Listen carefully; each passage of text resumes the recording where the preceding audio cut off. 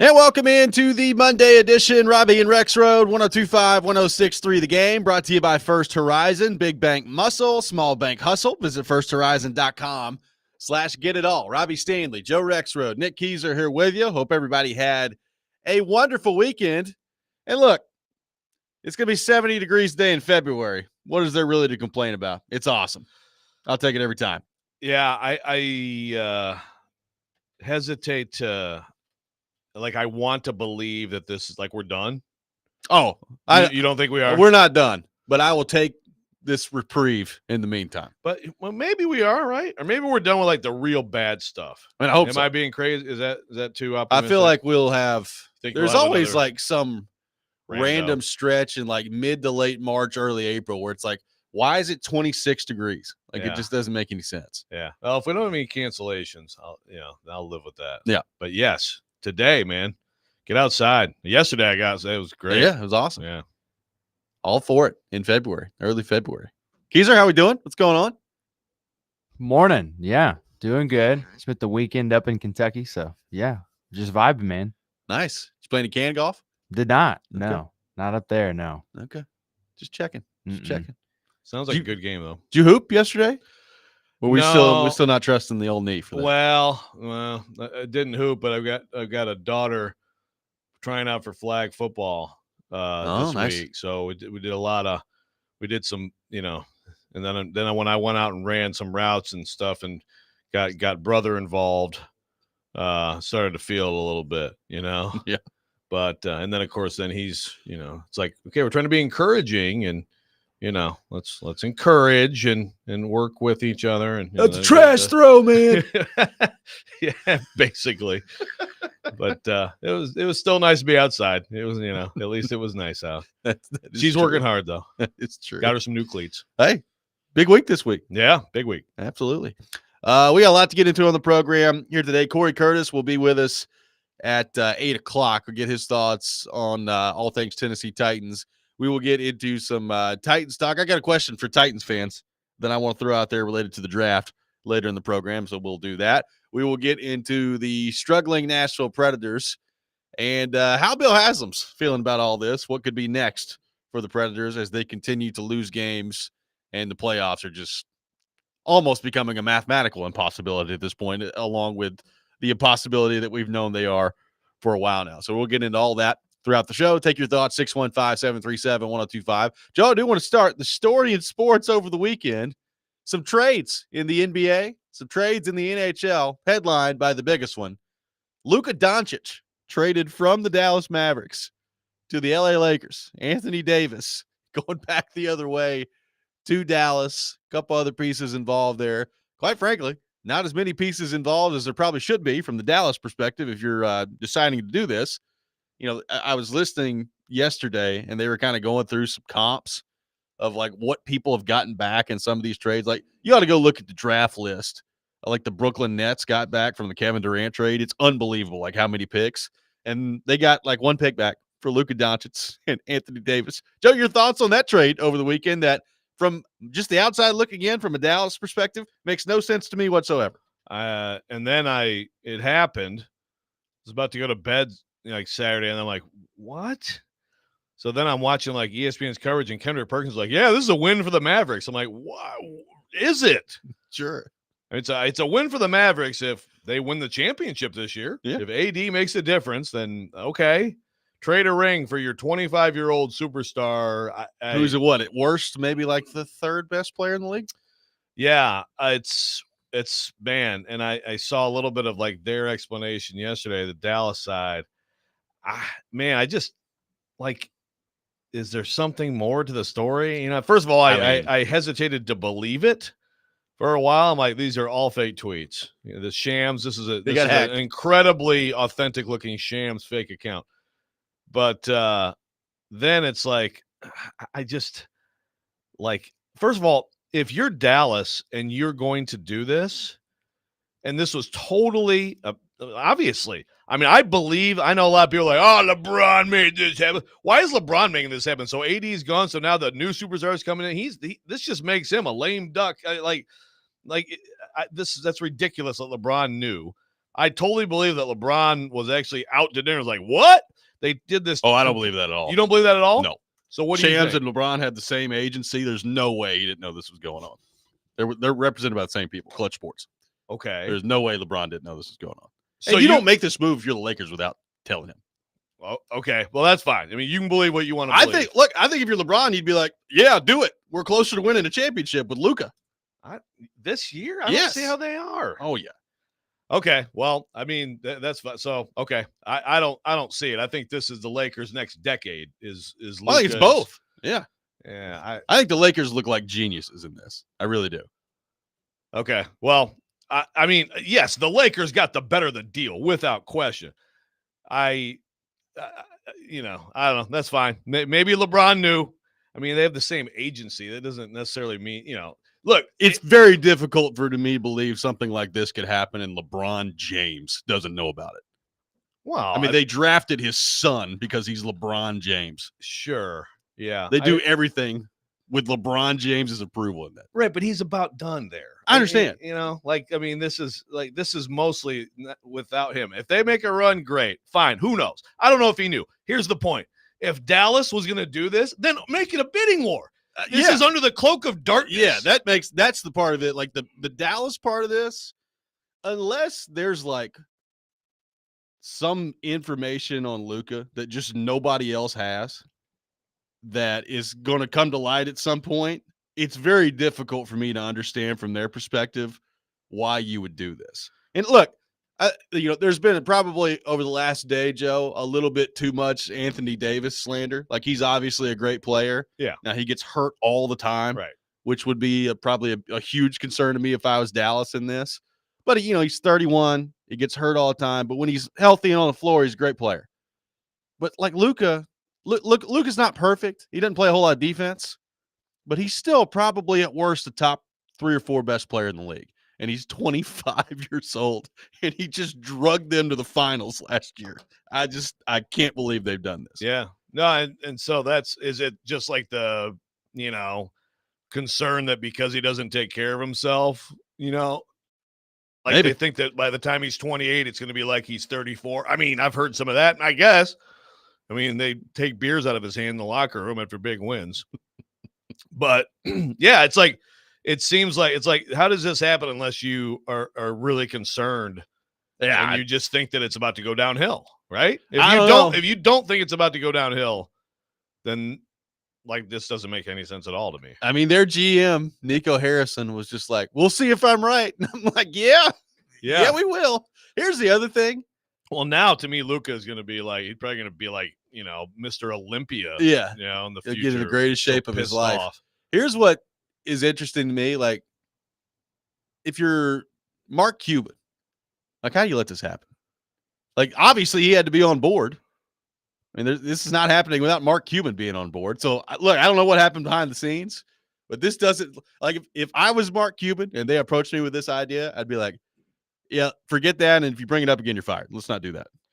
So to me, he must be concerned. He must be long-term concerned about Luka slash, do they think that now this gives them the short-term, the right mix short-term? Again, Kendrick Perkins talking about that there, and I'm like, yeah, I don't know, man. I mean, look, I also thought Luka and Kyrie together would be a disaster, and they got to the finals. So I we have to wait and see how these things play out. But if the Mavs aren't really good, contending this year in the next couple years with AD, then, even then, even if you're concerned about Luka, it doesn't make sense to me. No, I don't really. And again, Anthony Davis gets hurt all the time. He's hurt all the time. So, right. What's the likelihood that he's going to make it through this stretch here just completely healthy? Right. And they talked about, there was some talk about, Luka getting hurt and stuff like that. It's like, dude, you just traded for him? You realize who you just traded for him? Like, what? I don't. Then you had De'Aaron Fox getting traded to the Spurs from Sacramento, which I like. I like the Fox-Wemby combo in San Antonio. The trades starting to get going in the NBA and the NHL. JT Miller got shipped to the New York Well, Rangers. No so more, scratch one no off more for the Preds. feud. No more No more feud. feud. in Feud is over Vancouver. with. Big Mikhail Granlund got shipped off to the Sharks, from the Sharks to the Stars. So trades are going hot and heavy, baby. More former Preds with on Preds rivals. Soon to score goals against the Preds. Does seem to be a lot of that. Does seem to be a lot Not of that that going Philip around. Tomasino. We'll take that was something. We'll take your thoughts on the Luka Doncic Anthony Davis trade over the weekend, which was the biggest story in sports. Lots of trades happening, both the NBA and the NHL. On the NHL front, could more be coming this week, specifically with the local professional hockey team? We'll get into some of that coming up next as well. Plus, if you're Bill Haslam and you're sitting back watching this year unfold for the Predators, what are you thinking? What are you thinking about what could be coming up next? We'll get into all that. Robbie and Rex Road, 102.5, 106.3 The Game.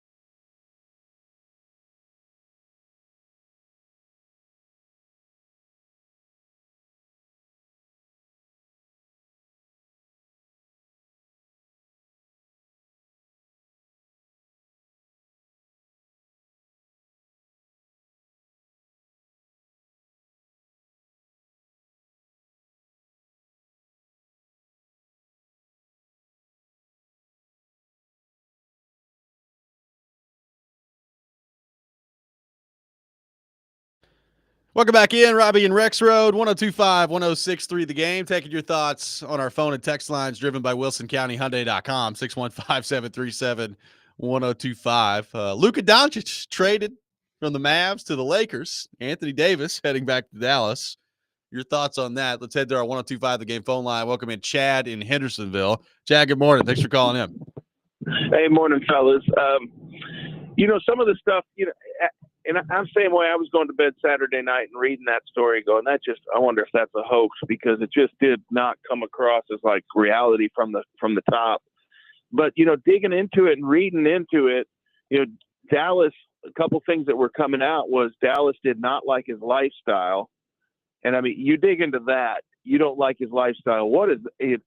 He's obviously partying like crazy at 25. I mean, and nowadays when you follow X social media, he's got some stuff posted there. He's definitely, lives hard, plays hard. And of course he's got the Supermax coming from them. They weren't comfortable writing that massive check of whatever that was, $370 million or whatever that number was. But he's obviously playing too hard for him off the court. And I think it's just like at the end of the day, they just couldn't handle that, which that part makes sense. What doesn't make sense, though, is the compensation. We're just going to almost trade him overnight. We're not. You could an open auction. The thing that's suspicious is just the quickness that they moved on from it. So, good stuff, fellas. I appreciate your thoughts. Yep, thanks for the call, Chad. Appreciate it. I mean, we were talking about that during the break, Joe. Like, why would you not really shop him? Like, if you're going to move him, try to get the best return possible. Now, look, maybe it was as simple as we want Anthony Davis, and here's how we get Anthony Davis. If that's the way they feel, then good luck. We'll see what that looks like. But I feel like you could have gotten an enormous return from him if you shopped him around the league. Well, like you said, like definitely more draft capital, right? Yeah. Like you telling me that the Lakers setting themselves up, and again, we'll see this year or in the short term.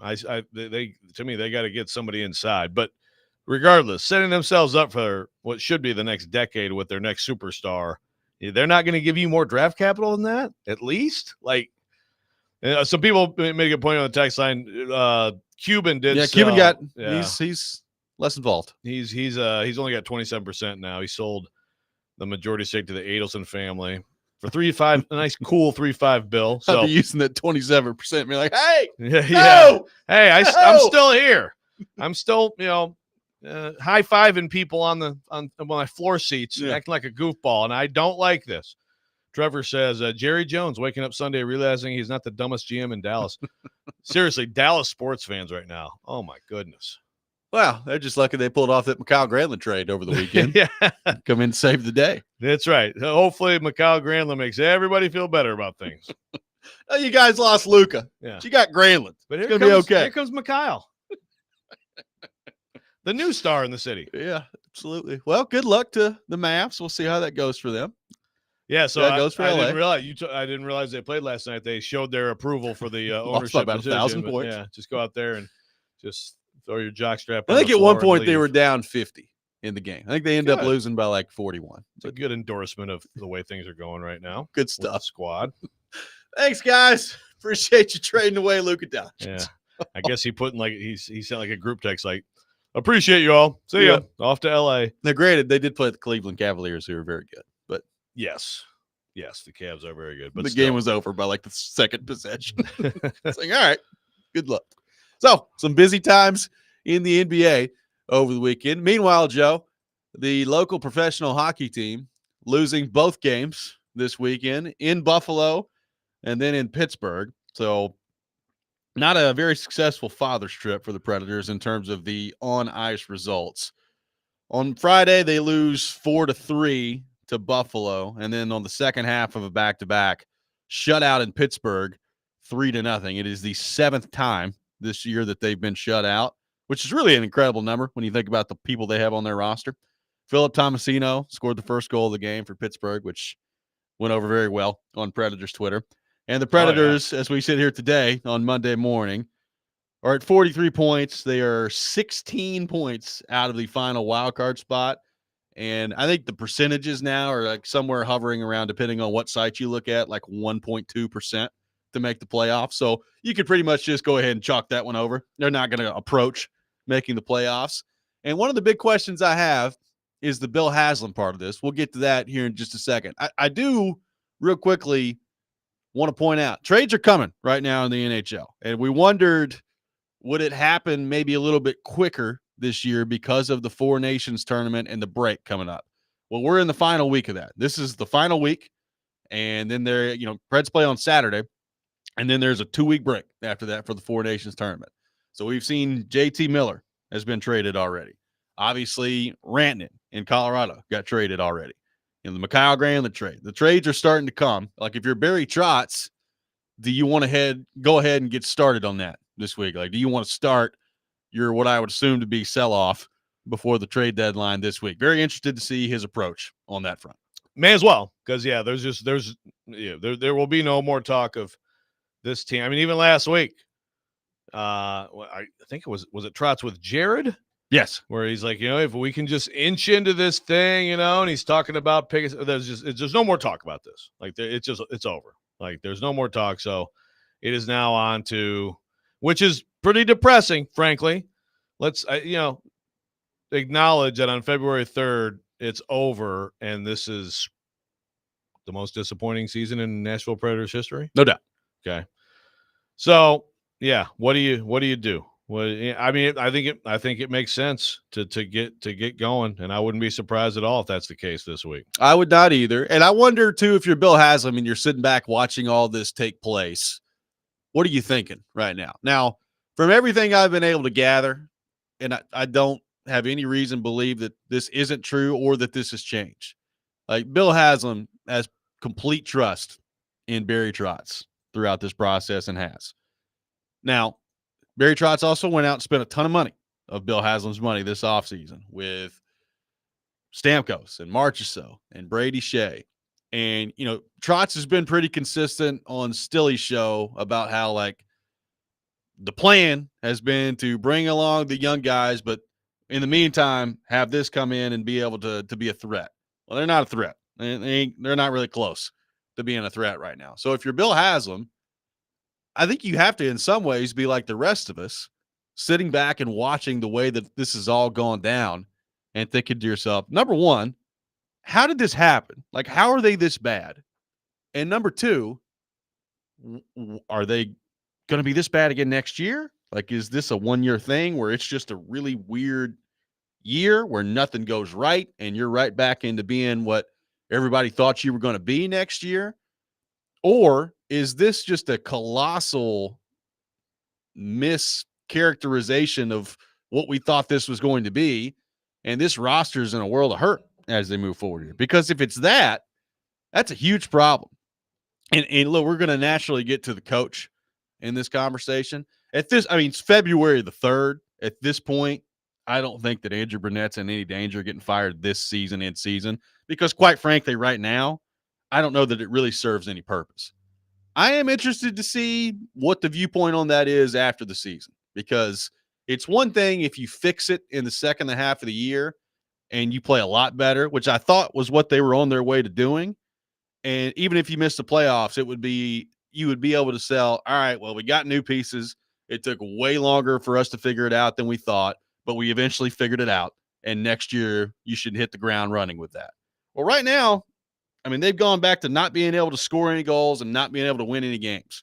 And if that continues the rest of the year, I don't know how you don't at least have the conversation about the coach at the end of the year. Yeah, sure. No, I think that's fair. And that's where the rest of the season, it's him and it's certain players too. And not that there's not a ton of wiggle room, but I think that there's some players right now that are certainly, put some good stuff on film, as they say here in the last couple months. But I think for sure with him too, in that room, anybody who, of course they're gonna, you got to go about your business the same way and try to, day after day and get better and all that stuff. But they all know that they're not making the playoffs now. So how do they play? What can he get out of this team in the last 2 months? I think that probably is important for him, because if it's just, if they're just going to be just brutal the rest of the way, I think you have to ask the question. I still think that that I wouldn't start there with issues for this team, but I think that's a totally reasonable discussion to have after the season. If it doesn't, and I don't know, you tell me. What if they, if they play pretty well, if they kind of bounce around in their, that's the thing. Now it's like, okay, get the highest. That's the thing. Get the highest pick. Yeah. But they don't care about that. They're Right. not worried about that. Now you could also, from the lineup perspective, you could bring more guys from Milwaukee and kind of do that thing a little bit. Yeah. But if they're decent the rest of the way, it's probably still at least has to be talked about, right? Here's what I think is going to happen. I think it'll probably go this way regardless of the way they finish the season, unless it's just a total disaster. I think that he's going to make it through the year. I think that they're going to evaluate things in the summer, and he's going to be back. I think Burnett will be back to start next season. And I think there will be an incredible amount of heat on him to start fast. Yeah. Like if they've got another slow start, I think he could be gone pretty quickly next year. That's my guess on how this is going to go. Because that's your play. Like you said, like there's no benefit to doing it now. But that is your play, which happens quite a bit in this league, as we talk about early on. Whatever happens with the team, you got to. I mean, obviously, you're trying to put together the best possible team you can, and then that's what you're hoping to get a bump if you have to do it. Yeah, in a month into the season or 6 weeks into the season, yeah. Whatever. Like I could be wrong. Look, Barry Trotz may get to the end of it this year and just be like, "Yeah, we just gotta. I don't have a choice. Like we've got to change the coach." But my guess is he's probably going to make it through this. He's going to start next year, and there's going to be a pretty hefty amount of pressure on him to produce immediately next year, would be my guess, which there should be. Like you can't get through all this with what they've invested in this and then have another slow start next season. Like we've reached the point with this where you gotta go. And if you don't, then this is the NHL. Like you're going to pay for it with your job at some point. Team like this, a team of this age, you should be playing well early. You worry more about the end of the season, not the beginning. Totally agree. That's also the goalie. Well, goalie's got to play well early. There's that too. 615-737-1025, our phone number. What are you thinking about this? If you're Bill Haslam sitting back and watching the way this Predators season has gone to this point, we'll take your thoughts on that coming up next. Robbie and Rex Road, 1025, 1063, The Game.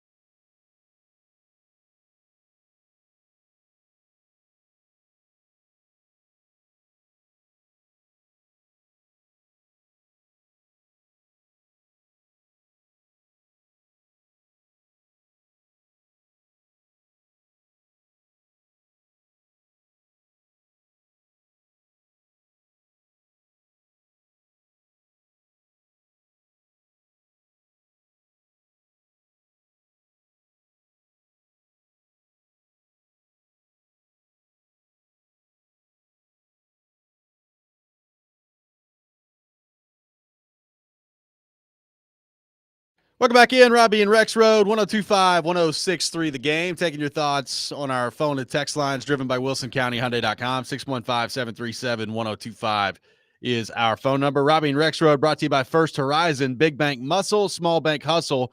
Visit firsthorizon.com/get it all. Live from our Busy Bee Plumbing, Heating, and Air Conditioning Game Nashville studios. Home of the $99 yearly Beehive membership where the buzz is always about great service. We'll have Preds Pick to Click coming up here in just a few minutes. Preds the only game tonight in the entire league. Only game. Enjoy, NHL fans. Here's the Preds and the Senators. Behold your Sens have Nashville Predators. Sens have won 4 in a row. I can't remember who they played the other night, but they beat the crap out of them. It was like 6-0. I think it was Minnesota. So we'll see how the Predators handle that tonight. Taking your thoughts on the Preds. Gover on the text line. Gover Says, this is 2 seasons in a row that players introduced to Brunette's system have taken half a season to, quote, figure it out. Does Trotz hesitate to add new pieces this summer now for fear of that happening again? Well, let me say this. If you got fear of that happening again, you need to fire the coach at the end of the year. Like, if you don't think the coach can get a system implemented and get something figured out at the end of the year, then I think you make that decision for you. Yeah, there's a disconnect. There has to be a disconnect. Yeah, I totally agree. Like, that it should not be like that. Now, let's see. It's February 3rd. I seem to recall it was about Valentine's Day that Katie and I went to see U2 at the Sphere. Yeah. And on the way, it was like, oh, wow, the Preds are losing 19-0 to Dallas, and the season's over. How about that? And then they just absolutely tore up the league the rest of the way. So it's about that time. Unfortunately, this year, they're significantly further behind in the standings. Yeah, it's too much to overcome. Texter here, Chris in Spring Hill. It's a question that we've dealt with, but like, who are you going to move on? You're not trading Forsberg Yossi. You just signed Stamkos Marchessault. Younger guys, you want to keep your younger guys you feel good about. The one option would be O'Reilly. He's the cultural centerpiece of your team, and Trotz has indicated he's not interested in moving him.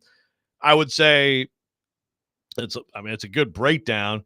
Look, I've been on the regular. Like, to me, it's like O'Reilly. Like, you have no centers, and you're going to make that move. But as far as the cultural centerpiece of your team, if you play like this, then what's really the matter. value? Yeah. What's the value of that? I agree. Like, Ryan O'Reilly, I think is extremely valuable to them. And I think both on the ice, the way that he plays, and off the ice, it is very valuable. Like, having been around Ryan O'Reilly, I can see why everybody loves Ryan O'Reilly. But if you're the, 30th best team in the league, what good is that really doing you? Like, I'm not saying that I would trade Ryan O'Reilly, but I would be listening pretty intently right now if I was them. And then, look, you have your price. So I think you're in a situation with Ryan O'Reilly where he's got 2 years left on his deal. You don't have to move off your price. If nobody gives you what you're looking for, then you just keep him and you move on and you proceed with the plan with Ryan O'Reilly. But, there's guys that they have right now, like Gus Nyquist. It makes no sense for you to keep him. Like, he's a guy that you need to move before the trade deadline. He's on an expiring deal. Where you're at with your roster right now, you don't need to re-sign him again. Like, he's 35 years old. You don't need to bring him back. Yeah, so that's a gimme. That's a gimme. Like, I'd be listening on a guy like Lauzon. Now, problem is he hadn't been healthy lately, so he's not been able to play. I'd be listening on that. Like, I'd be listening on Colton Sissons. Like, is somebody out there interested in Colton? Like, Sissons has been here forever, and Sissons is, I think, still valuable, and they can put him anywhere in the lineup, and they have. So there's a lot that they like about Colton Sissons. But, like, I think you got to be able to churn this roster a little bit. There's only a limited amount of players that you can do that with. And Nyquist and Sissons, or especially Nyquist, but both of them I could see being attractive to a contender. Yep. Looking for a little extra, looking for a little bit of help at the deadline. So, yeah, I could see both of those. You're still, even if you do that, there's you're going to have to. The number one thing you're going to have is like an overall just improvement individually and collectively in the players that there's no question they're going to be back next year. But you also need some of the young guys to probably take a step or two. Well, right? And now it's reached the point with me where, going back to the Haslam part of this, I think the fundamental question for the entire franchise right now is this a one-off or is this what you are right now? Because, look, it does happen in the NHL for whatever reason. Sometimes teams have these weird years where they're awful and they come back the next year and they're right back in the thick of it. Now, that happened with New Jersey last year. Like, New Jersey made the playoffs a couple years ago. Last year, they were bad, and they went out and had a very busy offseason, kind of similar to the Predators, and they're pretty good this year. Now, I don't know that you can have like a similar offseason that you had a year ago. Like, you're just not going to be able to spend a ton of money. And like we've talked about, there's not a ton that you can move with your team right now. So you got to get creative. Like, this is where the draft becomes important. Like, if I'm Brunette, I'm trying everything I can do right now to win and prove that I still need to be the coach next year. If I'm the higher ups in that organization right now, it may not be the worst thing to have a top pick and to add one of those potentially foundational players to your mix with the young guys that you desperately need. Yeah. Yeah. You know, you get the two forwards. Again, we talked about, you know, the possibility of adding Cale Makar part deux, which again to me is like, okay, let's see that in real. Let's see that actually play out. But yeah, it seems like the top of this draft could provide a real difference maker and be a real boost to the direction of your franchise. Yeah, and I don't think the draft as a whole is overly deep. Like, I don't think this is certainly not, it's not 2023 when there was a pretty good feeling about the depth of that draft. But I think there's a couple guys at the top that could be pretty good. And right now you're in a position where you might get that. So I think, at this point that has to factor in, like, what happens if you land a top 3 pick? Could any one of those 3 guys be impact players for you next year? I mean, they'd be 18 years old. So some 18-year-olds come in and they're impact players immediately. Like Macklin Celebrini is 18. He looks pretty darn good in San Jose. Sometimes it takes a while. Like Leo Carlsson got drafted by Anaheim. It has taken him a while to kind of get going. So it's no guarantee when you draft kids that young that they come in and help you. But I think that's the fundamental question right now, the franchises. Is this a one-off, or have they just loaded this roster up with a bunch of guys that are on the downswing in their career and they're not going to be able to dig themselves out of this? Because that's not what you want. That's not what you want. No. And then look, they're going to find out. Like there's no way around, like, for anybody, and I don't know if this is like Alex in the text line, sell. Yeah, you can do it. Like we said, there's some options, but for the most part, like, you're going to find this out next year. You are locked into finding out. Well, and look, it's not like, could you try to pull off something dramatic? Yeah. Like, it's not impossible in the NHL to get around a no trade clause. It's not impossible. Like, the Rangers have done it. The Rangers got around it with Trouba and basically said, hey, if you don't accept this trade, we're going to put you on waivers and send you like to the American Hockey League. Yeah. It's hard to do in the NHL. Well, a lot of players will waive it especially if things aren't going well, and there's a attractive destination on the other side. Now, the problem with that is, like, who is trading for Brady Shea with 6 years left in his contract after the year he had this year? Probably not going to be a long list. Steven Stamkos, I think, has played a lot better than the start of the year, but who's trading for him right now at his age with 3 years left on the contract, getting paid $8 million a year? I don't think the list is very long. Same thing with Marchessault. So, like, if you're going to do that and pull off one of those dramatic moves, it would probably have to be with a Yossi or Forsberg, and I can guarantee you they don't want to do that. Yeah. I mean, Shea is probably the biggest miscalculation. At least that's what it appears. Right now, it looks like it. Like, right now, he's largely been bad. I do think it's gotten, like, I thought he was atrocious to start the year, and now, like, he's been okay. But how does that happen? I don't know. Like, Vingan and I talked about it over the summer in terms of the one concern you had with Brady Shea was he more of a product of Carolina's system than he was just individually a great defenseman? Maybe it's just a slow thing for him one year, and next year he looks like what they asked him or what they thought he was. But it's been rough from Brady Shea this year, which it's kind of emblematic of the whole team of what that's looked like. 615-737-1025. We'll continue the discussion on the Predators. A couple of questions on our city as a whole, an important distinction that we could have potentially if this keeps going this way with the Predators. We'll get into that coming up next as well. And it is time for Preds Pick the Click. Be the first caller at 615-737-1025. Preds in action tonight, taking on Ottawa. If you guess a goal scorer for the Predators, you'll win a pair of tickets to a future Nashville Predators home game. We'll do that next. Robbie and Rex Road, 1025, 1063, the game.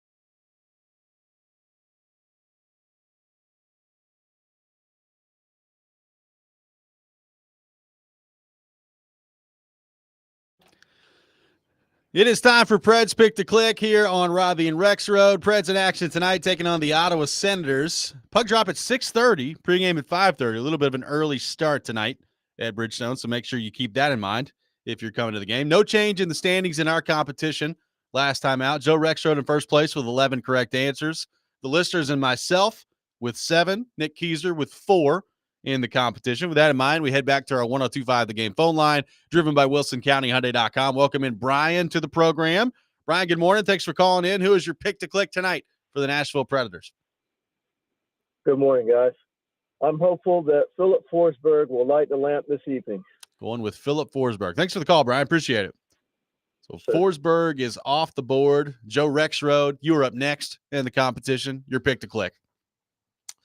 Well, I feel like this hasn't worked out well for me, but I'll go Stamkos. Going Steven Stamkos. I am up next. Give me Yossi. I'll go the captain on the power play. Forsberg, Stamkos, Yossi. Nick Keyser, your pick to click for the Predators. He's back from injury. Hopefully he can get back on the right side of things at home. Luke Evangelista. Going with Luke Evangelista in the competition. Forsberg, Stamkos, Yossi, Evangelista. Pred's pick to click. Pred's taking on the Ottawa Senators tonight. Joe, a lot of questions on the text line. Have we ever seen in a city seen two franchises get the number one overall pick in the same year? We know the Titans had the number one overall pick. Predators, with the lottery system, could be in play for that in the National Hockey League. You've done a quick artificial intelligence research on this, and you've come up with an answer. Yeah, well, AI says no, that's never happened. You pointed out during a break that Cleveland would be a city that would be a strong contender. As I pointed out to someone who asked, Detroit. I mean, they definitely had the number one pick in when they drafted Cade Cunningham, but the Red Wings, I don't think have not had that. The Lions weren't quite. The Lions, I don't think have had the number one pick since Matthew Stafford in 2009. And then the Tigers have been bad too, but apparently that just hasn't happened. I'm sure there's other cities where you could find, like really bad teams at the same time in a lot of cities, but that's rarefied air. It is number one pick overall. So Nashville can make some history. We got a chance to make a little bit of history this year. How about that? Hey, I mean, the NHL makes sure Chicago gets it, but it will be close at least. That's exciting. It is exciting. I mean, number one would be great at this point. I think if you're top three, to me, you probably live with it and be like, all right, well, you either get Higgins, Misa, or the Schaefer kid who's a defenseman. And I know we were talking about this the other day. Alex Doherty and I were talking of the Tennessee, and we're talking about like draft potential. And he was like, I swear, if they end up with a defenseman, it would be the most Preds thing ever. And I was like, I get it. I really do. But if it's this guy and the other, especially like if you're third and the two forwards are gone and you end up with this guy, you're not going to cry. I'd probably be okay with it. Yeah. You're not going to shed tears. But yeah, top three. That's the name of the game this year, right? Yeah. Get one of those three prospects. From everybody I talk to, that's what they say. Now, again, this is so everybody's comparing it to like the NFL draft. It's just so different when you're talking about 18-year-olds. It just really is. Right. Like it's just a different thing altogether when you're talking 17 and 18-year-olds. Skylar on the text line. What happened to Evangelista and Novak from last year to this year? That's a big part of this. Everybody focuses in on the veteran players. And look, like pretty much to a person, like Yossi's not had a great year by his standards. Forsberg has played a lot better as of late. He's certainly been good this year. He's not been like elite electrifying all year long. Marchessault's come on, but he's not lived up to expectations so far. Stamkos, same thing. So it starts there. Like it starts with your high-paid, put Saros in that mix too. It starts with your high-paid veteran guys not performing consistently enough to the level that you need them to. And then you factor in that Evangelista, first off, he's been hurt a significant portion of this year, and he's just not been all that good when he's been in. Novak, same thing. Novak's come on lately and has played better about the last 2 weeks. Before that, he was like Casper the Ghost out there. He was invisible all year long. So you got all these things happening, and it leads you to ask the question, why? Like, why is this all happening? And again, that's where you start to get back into the coach and how responsible is Brunette for that. But it just feels like everything that could have gone wrong for them this year, even outside of injury, which they've had some bad injury luck. It's not been like the worst injury luck they've had. They've been relatively healthy with some of their main guys. It's all gone wrong. And it's kind of weird how it just all feels like it's gone wrong this year. I think, obviously, we talked a lot last week about Saros and that decision for Barry Trotz, which is, of course, that's the probably as much as anything. That's the decision that looms over the whole future of the franchise. But again, Shea and I think Novak are two underrated mistakes as they appear right now. Believing that Novak was, I think going to be more than he is. Yeah, like they thought he could be a number 2 center.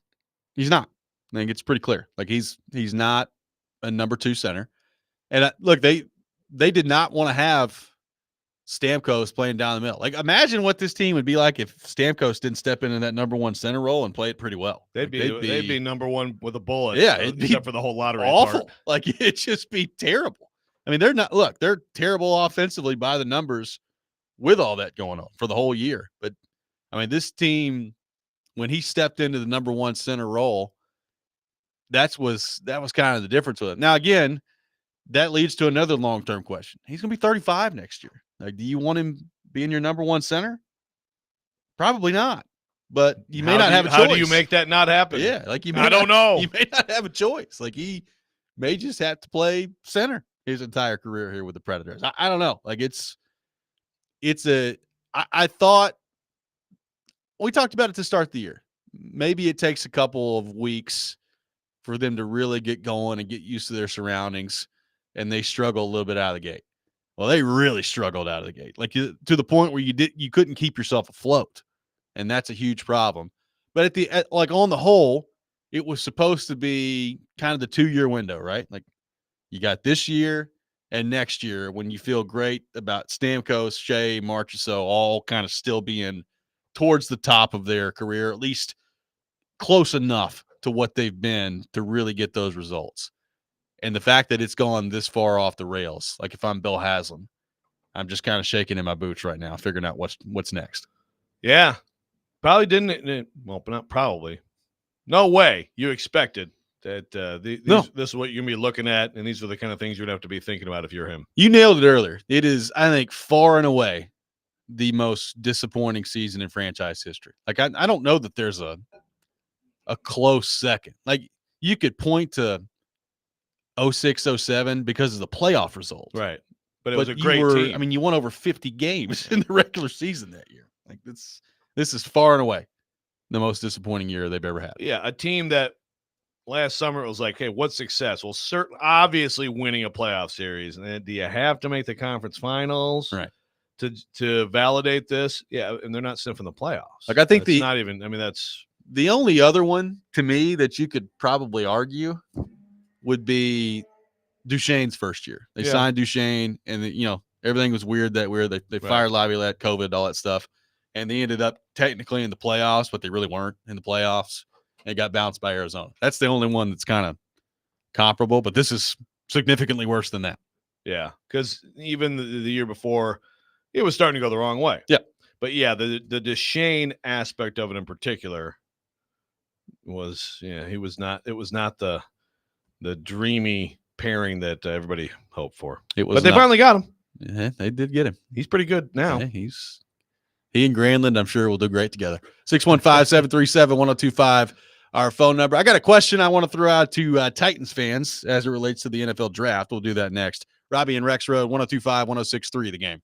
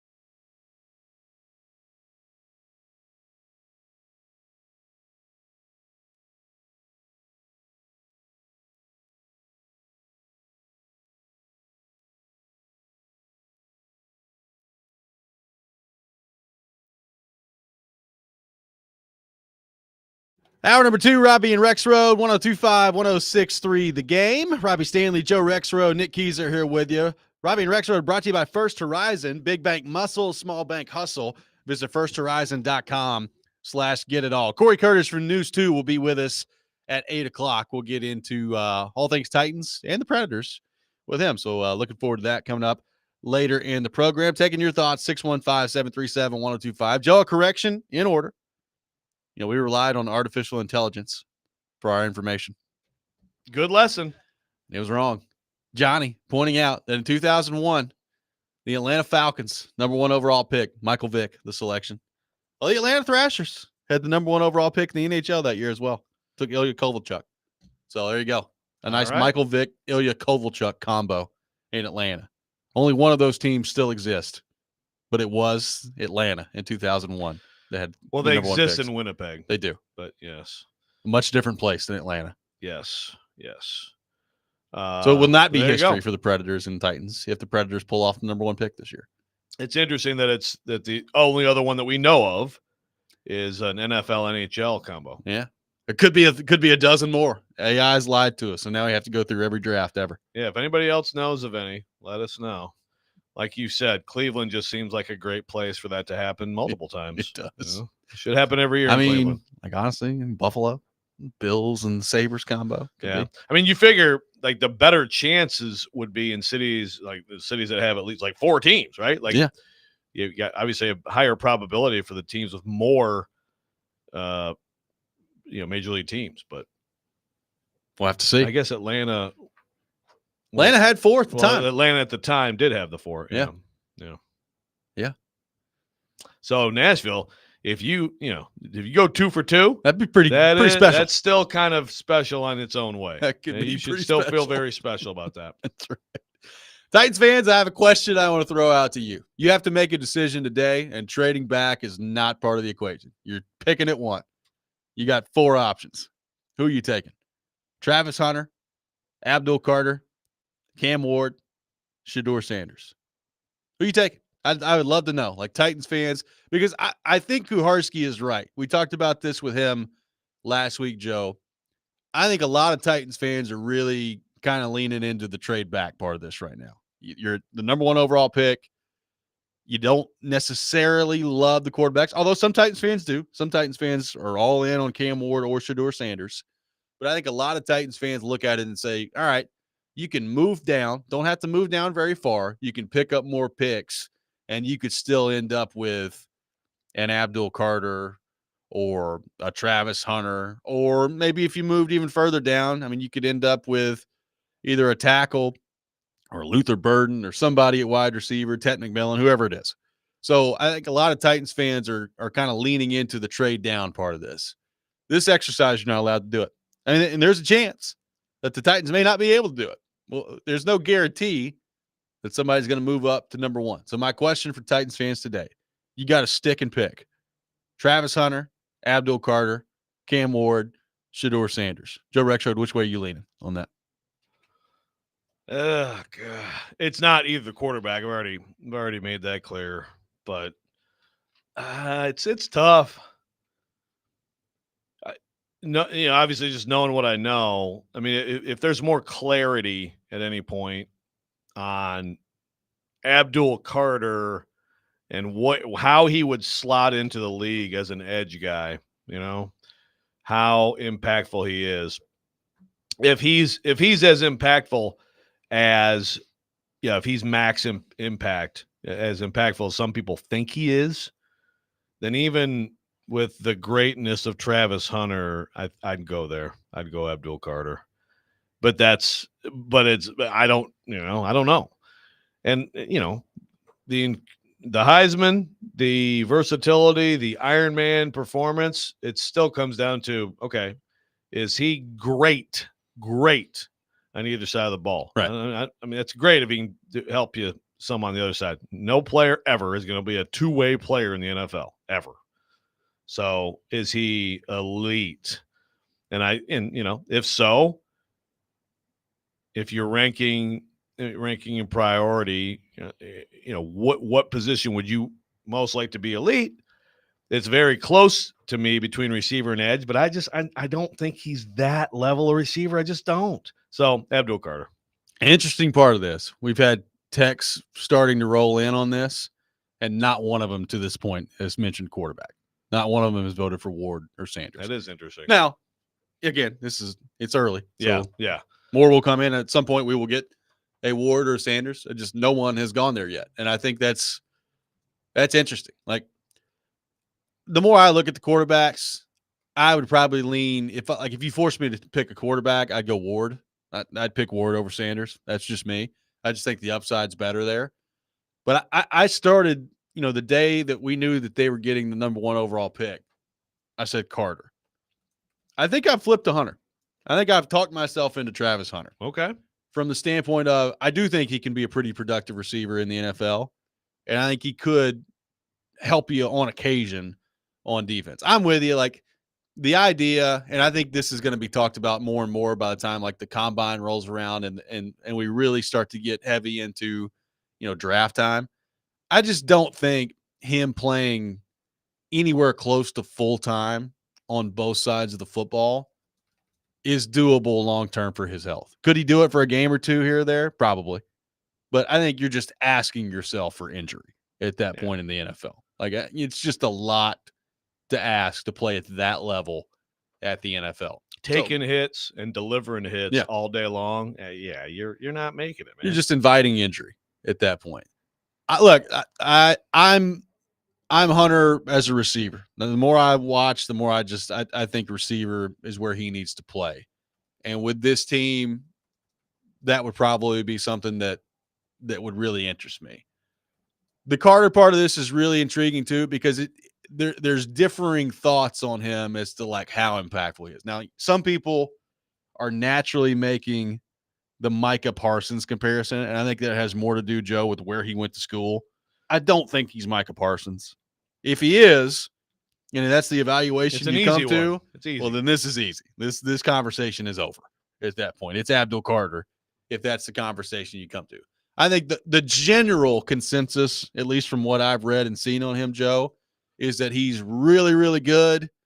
He's probably, not elite of the elite pass rusher. So, now, how much do you value that? Like, the Titans could certainly use a pretty darn good pass rusher, even if it's not Micah Parsons out there. Yeah. Is it worth the number 1 overall pick? That's the question. Well, I mean, if that could end up being your answer, because, okay, so he's not, Myles Garrett. So what is he? He's not Micah Parsons. So what is he? So then, okay, now Travis Hunter as a receiver, what is he? Right. My opinion, he's not going to be one of the receivers we talk about that's up there with, with Jamar Chase and Jefferson and those guys. He's not that. As a corner, what is he? That's where I think he could be one of those 2-3 guys in the league that, it just changes a game because of how good he is at corner. So even that, if that's the case, and then let's say Carter is like just the next level below the very best guys. I think it's a hard decision. Yeah, I agree. Let's head back to our 102.5 The Game phone line. Welcome in Tim to the program. Tim, good morning. Thanks for calling in. Morning, guys. Look, y'all are overthinking this deal with the number 1. The Titans are going to shock the world. We're going to draft a punter or a long snapper. Yeah. Let's do it. I mean, if you look at the history of their drafts, when is the last time we have had a good, solid draft? Well, we'll see on this latest one, but it's been a minute. I mean, 2019 is the answer. Okay. So, I mean, they were talking the other day, I think Derek was, and Derek said, do you want, some of the people that are in charge making the call? Well, if they can't make the call, why are they in charge? Right. You fire them. Exactly. So, I don't know. I don't have a lot of faith in what they're going to do. Well, I can't blame you there. Thanks for the call, Tim. The one thing I would say to that, like, I understand Titans fans not having a lot of faith in anything right now. I get it. Now, it is a new regime. Like, you do have a new general manager in. You've got a new power structure in place. Ish. And it's a new way of doing things. So at this point, I think if you're a Titans fan, skepticism is fine. Like I have no problem with you being skeptical, but I think you also look at it and say, all right, we'll see. We'll see what this new regime can do. But it's been the draft is the lifeblood of your team, and it's been a minute since they've had a really good one. Again, we'll see what Latham and Sweat turn into. I think it's too early to really have a determination on that yet. But they need desperately this to be one of those drafts that we talk about in the same vein of 2019, where you look back and you say, that was a great draft that brought foundational players to your team. And then, hopefully this time you don't trade one of them away. There's also that. Right. Like you said, I mean, yeah, the 19 was a tremendous draft. Then you had some brutal ones.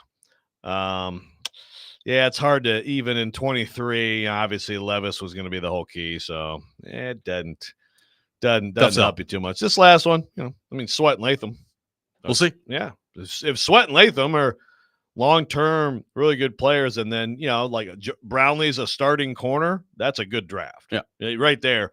Cedric Gray and whatever, even if that's a total miss, that's a good draft. So we'll see. I mean, it's at least trending to be a decent draft, which is an improvement. By the way, thank you for your service, Rand. You're fired. It is 615-737-1025. Our phone number. More your thoughts on the Titans and the NFL draft. We still do not have a single vote for the quarterbacks on our text line. Wow. We'll continue the discussion coming up next. Robbie and Rexroad, 1025-1063, The Game.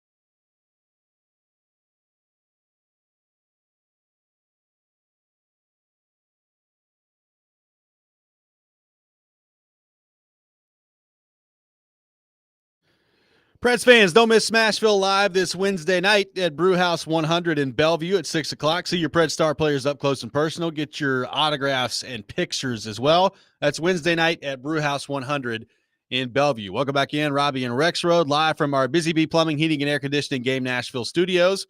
Home of the $99 yearly Beehive membership, where the buzz is always about great service. We do have some votes for quarterbacks now. We've had a couple of Shedeur Sanders and Cam Ward roll in on the text line. Paul said, I started to feel a tiny sliver of hope when Robbie was talking new regime, and as quick as that feeling came, it evaporated when Joe said, ish. A new regime. Sorry. Ish. Sorry. Berserker. Paul got excited for about 3 seconds, and then it's like, oh, yeah, the Titans. Well, they've got a lot of new people. They do. They've got all kinds of new people in there who have a lot of experience. Yeah. So, well, they could do well. You They don't could. know. They could do poorly. They could also do that. One texter said, this fan base wouldn't have wanted Josh Allen, Lamar Jackson, or Mahomes either. Cam Ward has that upside. No risk, no reward. This is from an unnamed texter on the text line. He does have good upside. I don't know that he's got again, the Mahomes stuff, everybody's going to try to make that comparison now. Like that's a high bar. It's hard to think about him having Mahomes upside. Yeah. But again, like the 2017 draft, I probably, wasn't on this show then, and I probably never wrote about it in the Tennessean, but like at that point, I know I said to at least a friend or two, yeah, Texas Tech system QB, that's not going to work out. Yeah. So, look, Cam Ward certainly has enough ability and has made enough wow plays that you can see it. I said this before. 5 years from now, we could all be looking back and be like, oh my God, we totally blew it. We totally missed that this is the next superstar. It's possible. I just don't think so, because we did the math and it's 20%, 1 in 5 work out, and that's work out okay. It's way lower percentage of like workout to be this actual star. Yeah. That's more like, 1%, 2%. So, doing the math, it's just it's way more likely that he's, either not necessarily a complete bust, but an okay quarterback. And I don't want to use my number one pick on an okay quarterback. If I have a number one pick. It feels like if you had to pick like a safe quote unquote option at number one overall, it feels like most people think Carter is that, based on the responses that we're getting right now. And I think that's probably true. I mean, I think Hunter is pretty safe too, in terms of you're going to have a player who makes a difference for you. And, honestly, all through the first round, there's no guarantee you're getting that at 5, at 7, at 9, like he's a premium prospect. Both of those guys are. And again, the quarterbacks, depending on who you talk to, and especially with Sanders, are graded as second round prospect. Right. I think most people have Ward as a first round grade. But is he upper crust 1 overall? Some people say yes. Sure. Some people say no. And some people say that about Sanders. Yeah. So good luck. Maddie says, us fans need to stop focusing on upside. Levis's upside was Josh Allen, and he turned into Woody Allen. Whoa. We need to look at the most likely outcome based on college experience. This is from Maddie. Josh Brolin. We need to look at most likely outcome based on college experience. Yeah. Well, yeah. Again, I mean, I hear you. I totally hear what you're saying there. Levis had success in college too, though, right? Like, I mean, you can find other examples of quarterbacks who, well, look, I mean, Josh Allen is someone we always talk about, and Josh Allen played at a lower level of college football and had a bad completion percentage and turned it over. Yeah. And he was a tremendous athlete with a huge arm, and so they took a gamble on him. But like he is not an example of just base it on what he did in college and reliability and go with that. he's also an example of someone who came in the league and looked exactly like all the naysayers said he would. And then here he is. So which I guess I'm telling you that Levis in 5 years is going to be dominating the league somewhere, in Philly or something. He's still on your team. That is true. He's still For on the your moment. team. It's just, most likely outcome based on college experience. Yeah, I mean, you want that, but like it's wrong so often, both ways. Yeah, I mean, look, At quarterback, in particular. I mean, think about who we just like Mahomes' college experience. He had a lot of good numbers. That was good offense. They didn't win a whole lot of games. Yeah. Right. Like people bring that up too, like trying to translate quarterback wins in college to what that means in the NFL, right? Like Jameis Winston won a whole lot of games in college. Didn't really go so well in the NFL, right? Right. So Marcus Mariota won a ton of games in college. Didn't go that well in the NFL. Exactly. Yes, you can go with the Burrow. Won it all, no doubt. And so he's a winner now too. That is true. Also, I think that's the most talented college football team of all time in 2019. It's Particularly offensively. pretty freaking close. Yeah. Yeah. So, okay. But he won. But yeah, like you said, here's these other guys who also won who aren't. And then, I don't know, you can look around the league and you can see the reverse of that too. I mean, I don't know. Did Jordan Love win? I don't even know how his there was team, a whole lot of winning going on at Utah State. I mean, Stroud won at Ohio State, but then the knock Jared on Goff do a lot of winning at Cal. Yeah, I don't think so. not really. No. Yeah. Of course, now we realize he stinks. It's Hendon Hooker time in Detroit, but yeah, it's just that one quarterback is a win stat. Look, it matters. Ultimately, you need your quarterback to help you win and be the biggest reason you win, but it's not a QB stat. Here's a really interesting question on the Cam Ward front for a certain comp in the NFL that I want to get to coming up next. Get your thoughts on that. Would you take him at number one if he reached this level of player? We'll get to that coming up next. 615-737-1025. Our phone number, Robbie and Rexroad, 1025-1063, the game.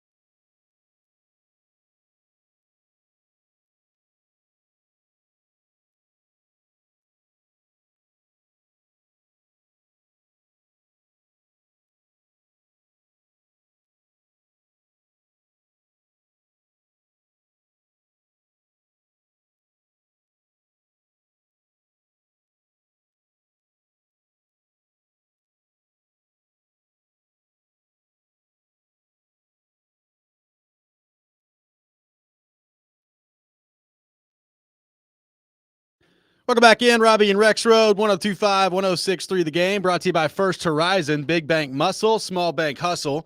Visit firsthorizon.com/get-it-all. Check out Nashville's best deal this week. It's Prince's Hot Chicken, the original and iconic hot chicken joint. Get half off a $25 gift card while supplies last at theGameNashville.com/deals. Gift card only good for the Tanger outlets in Antioch and inside Assembly Food Hall in downtown Nashville as well. So, Joe, a texter has thrown this question out. I think it's an interesting one. Says, I have seen Cam Ward compared to Jordan Love. Do you use a number one pick on him if he reaches that level? Yes. I agree. Stop. As a quick yes. Because I don't know where it's going to go with your guy, Jordan Love, but I'm optimistic. He's a good player. They're going to be good. He's going to be good. He's going to give you a chance. Will he be a top guy? I don't know, but I also don't know he won't be. And yes, I would absolutely take a quarterback with that skill set, performance, and everything we've seen from Jordan Love, all 100% all day long at number one overall. I would too.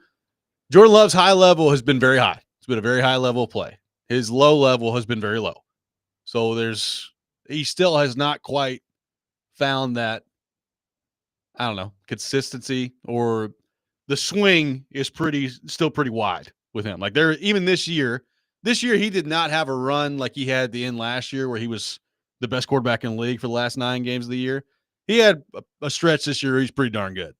So, like, the high level is still there. So, yes, that's why I would take it. Like, if you get that level and you could try to carve that out on a more consistent basis, I think you take that all day if you're the Titans. Now, is that what Cam Ward's going to be, is what you have to determine. Yeah. No, I mean, people didn't think Jordan Love was going to be that. So, right. I mean, I know he got drafted in the first round. He got drafted, like 21st, I think. So, it's not like he was viewed as the top quarterback in that draft. And he was tough. He was an even tougher evaluation because of where he went to school. Yep. And what he didn't play in like 2020, right? Didn't play at all. Yeah. Right. Yeah. So that was I mean, obviously Cam Ward had gotten a lot better since Incarnate Word. And I'm sure he's great at Incarnate Word, though. I would hope he dominated. And he was great at Washington State. I mean, but again, that was also a little bit seen as system. Yeah. Even though I think that whole thing is kind of faded out in terms of the system quarterback. I guess the one system where you're still, it's so different and you just can't do the same things would be Heupel's system, which is really our Brow system. There's that. And so we're still waiting. And Heupel could use my guy Hendon Hooker or somebody. He could. To become a starter and a good player in the league. That would help him. And, we're going to see Nico could be the next guy. But again, I'm not looking at Nico right now as a lock to be high in a draft, just like I'm not looking at Arch Manning. But now I'm just rambling about quarterbacks. Josh and Dixon says Cardale Jones won a natty. LOL. That is a good point. He did. I mean, I guess because I think the Jordan Love thing is a good question. Like, what do you have to be convinced of in the draft process if you're the Titans looking at this for you to go ahead and make that decision? Like the tape's out on it. So I don't know if he's going to do a pro day or participate in the combine, or I don't know what Cam Ward's plans are as they move forward here, but like, how much is that going to move the needle? We see for some people it has, right? Like I fully believe that.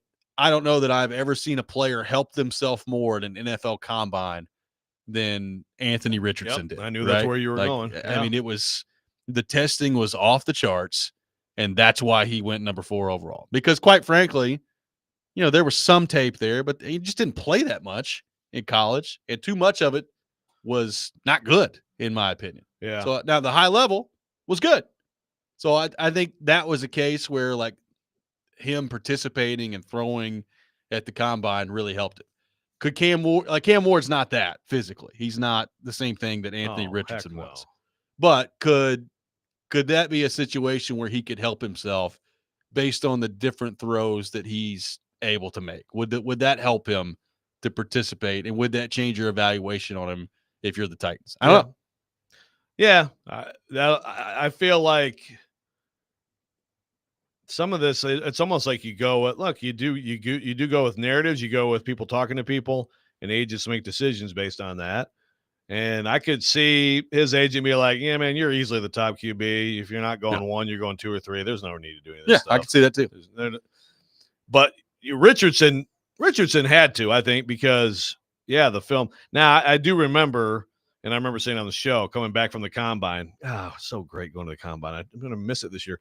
I think it was actually Brugler and Baumgartner, like an athletic receptor. Like, actually, the film on Richardson is better than you think it is. I'm like, okay. I like, look, I'll believe you guys because I watch him in Knoxville look amazing on one night. When I watched him at other times, I was like, struggle. He's not at all good. Yeah. And frankly, kind of played out that way. Frankly, right now, the bad side is winning out. Yeah. So that's it, man. There's just so many more, so many more failures as opposed to success stories in these things with the QBs. But you have to get one.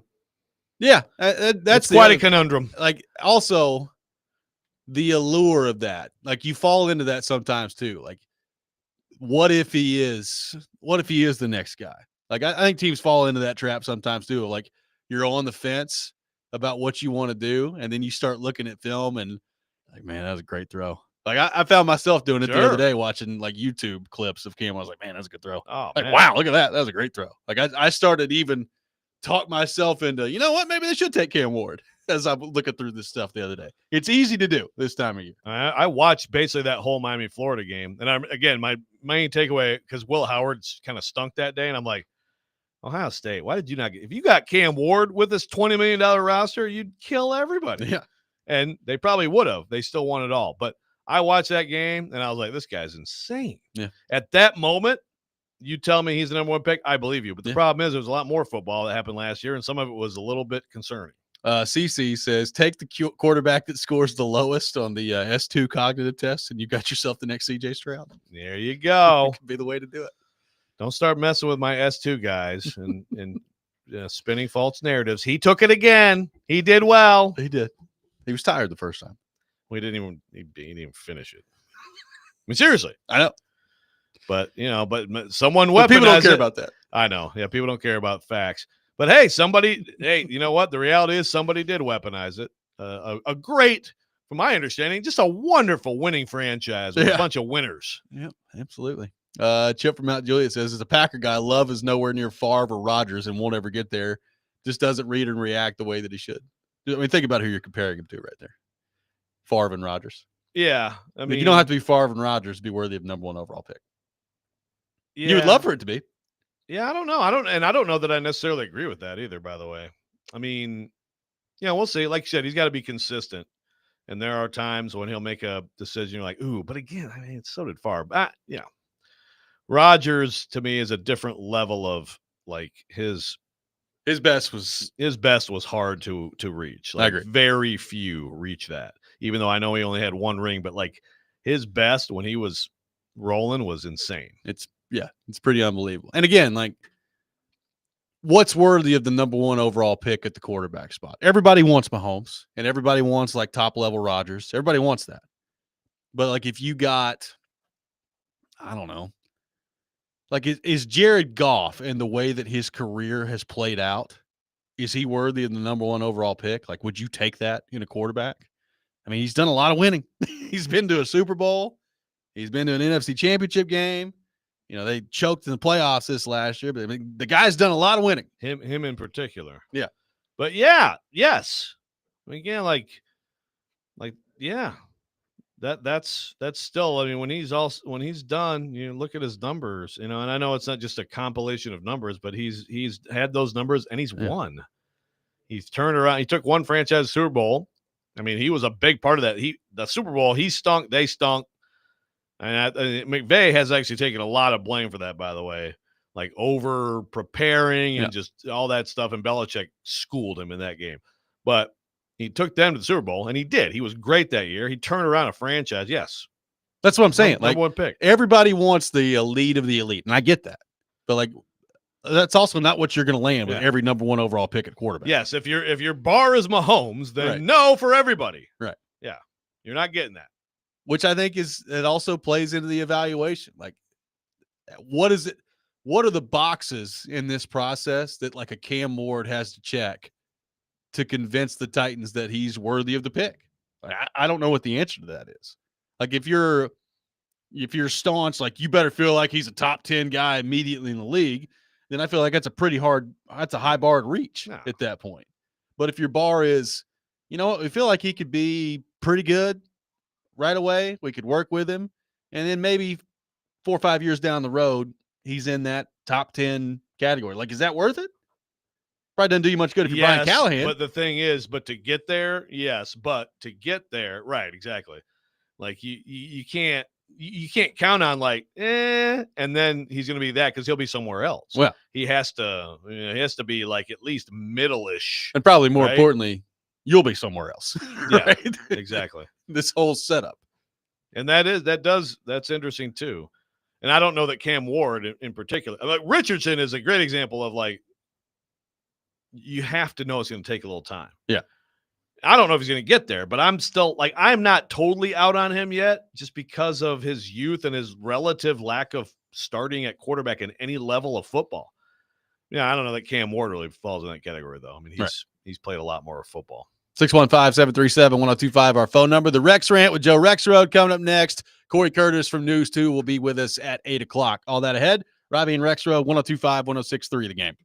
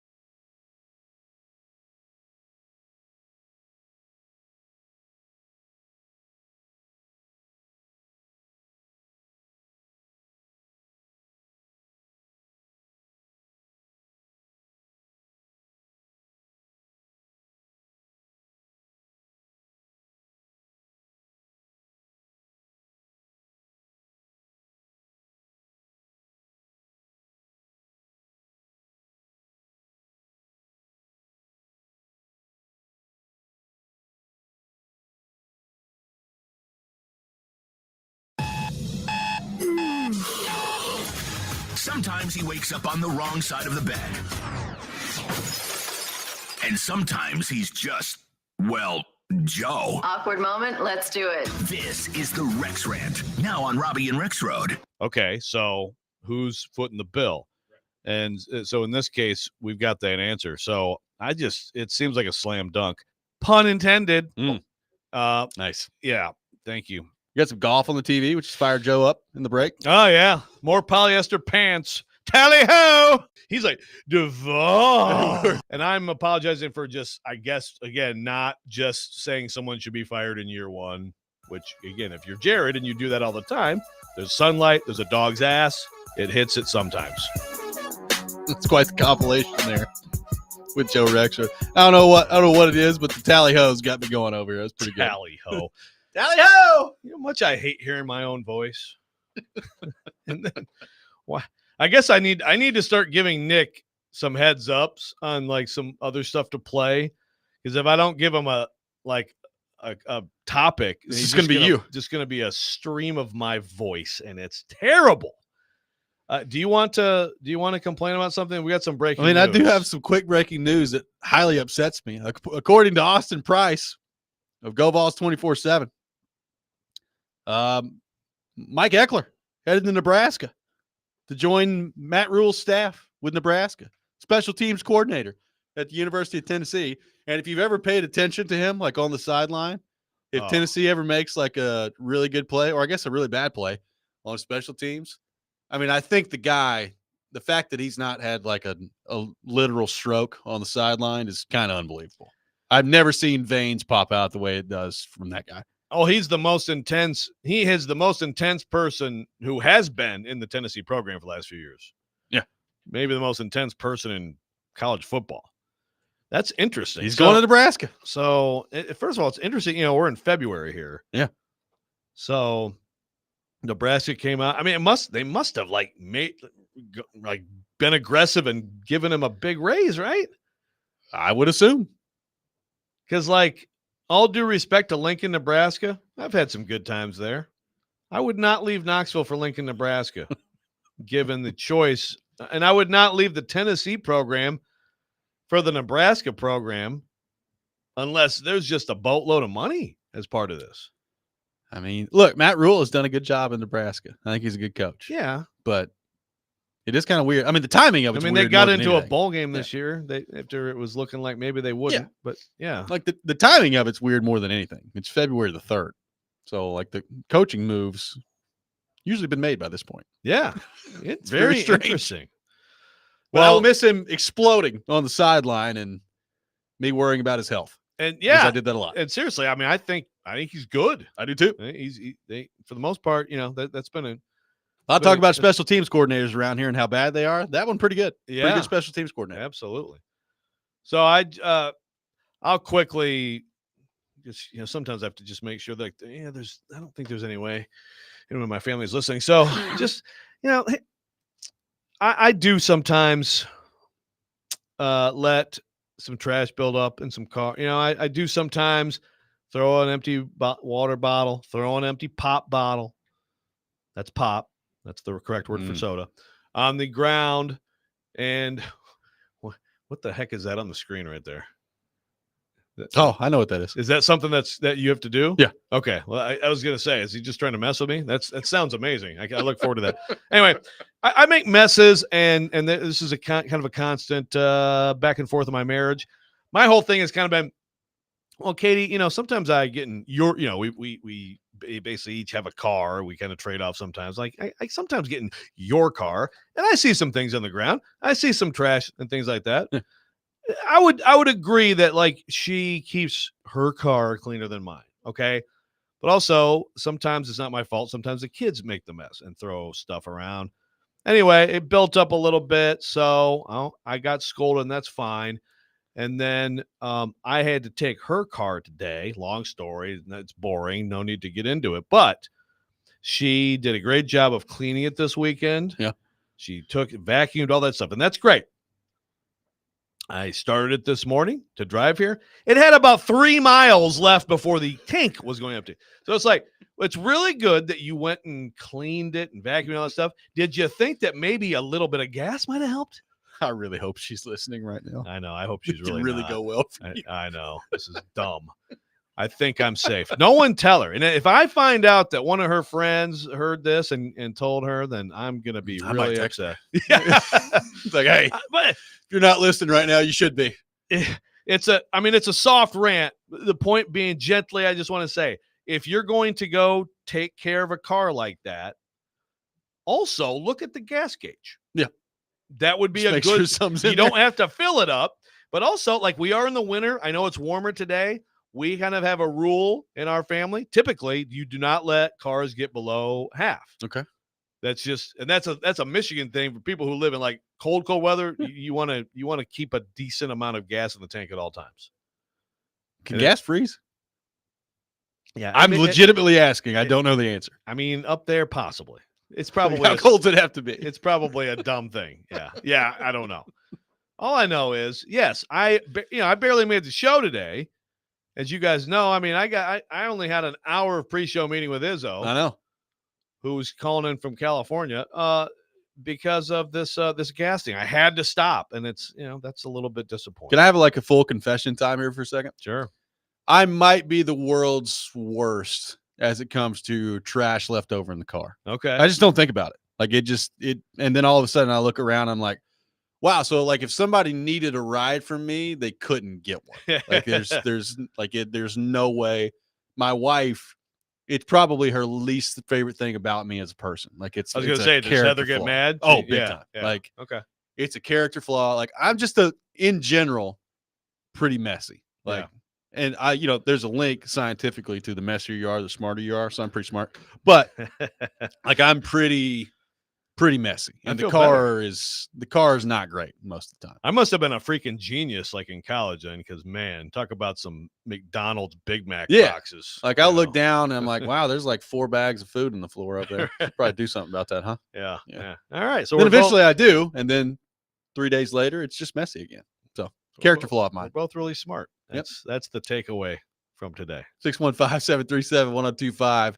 Our phone number. Corey Curtis from NewsTube will join us. Coming up next, we'll get into all things Titans, get his thoughts on the Nashville Predators and where they go from here as well. Robbie and Rex Road, 102.5, 106.3 The Game.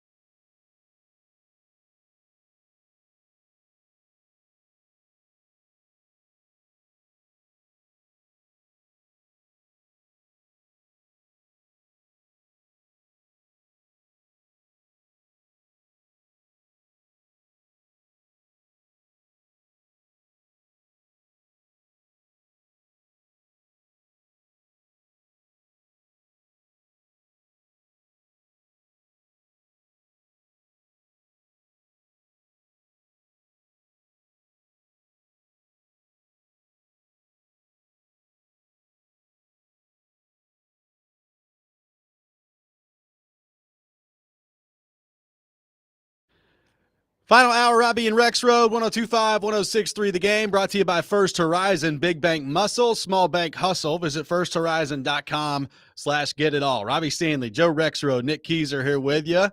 And we head to our 102.5 The Game phone line, driven by WilsonCountyHyundai.com. And welcome in our friend Corey Curtis from News 2, brought to you by Tennessee Men's Clinic. Corey, good morning. How are you?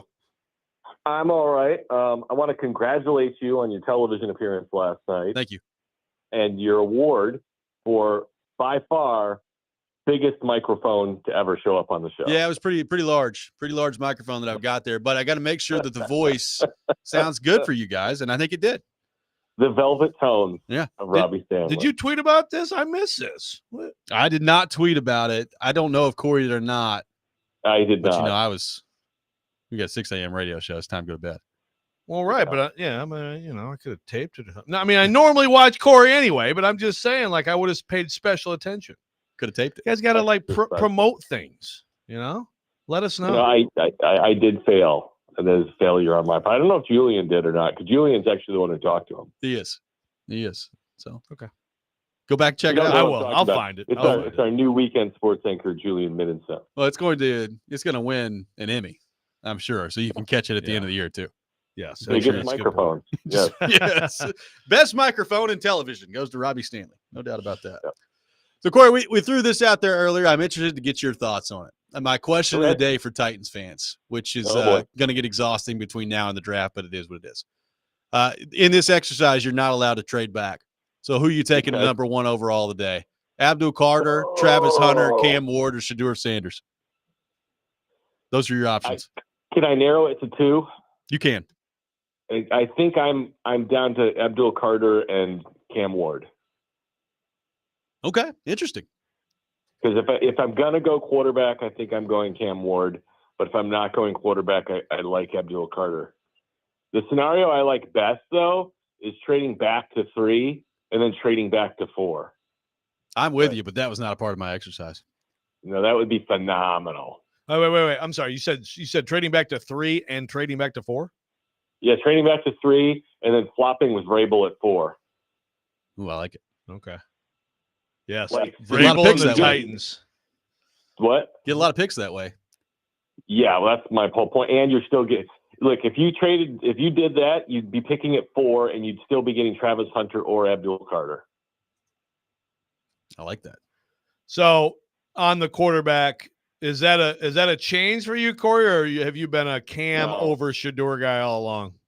Just from what I've watched, and I need to watch more. Look, there's more to it than arm strength and arm talent.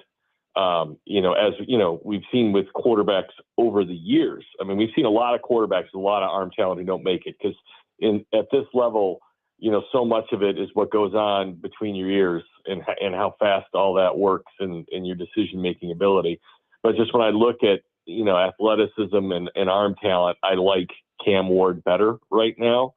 I don't know that I'm convinced he's worthy of the first pick of the draft. But I like his ability more.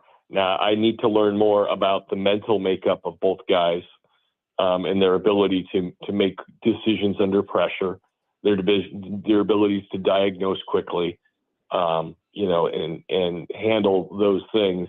But I just think from a talent basis, I like him better.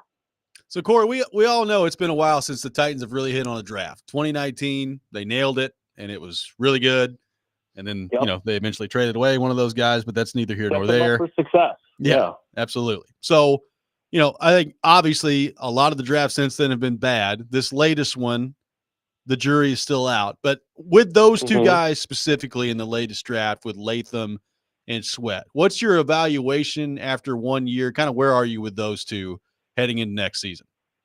Well, I think with Latham, you got some. You solidified that position largely. I mean, compared to what we saw the last 2 years, and it got better as Skoronski got better as the year went on, and so those two got better to working together. And then what was about the last 4 weeks, he kind of hit the wall.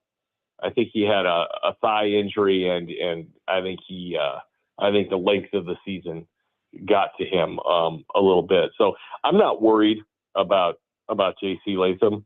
Is he going to be an elite level, top 3 tackle? I don't know. But I do think he will be a good football player, for a long time, and we'll see what level, he hits for them. For Sweat, I think Sweat is a good player.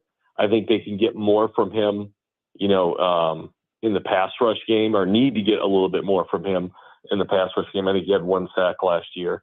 But, as they say, everybody always says, well, sacks aren't everything. They aren't, but they're really helpful. Brian Callahan said first down sacks are the bane of his existence. Okay. Because negative plays for a loss, are drive wreckers. And so, he was very good in the run game. He was very durable, which was also encouraging. I know Jared does not believe he's worthy of the 2nd round draft pick. He was a starter. He was productive. He was not a problem.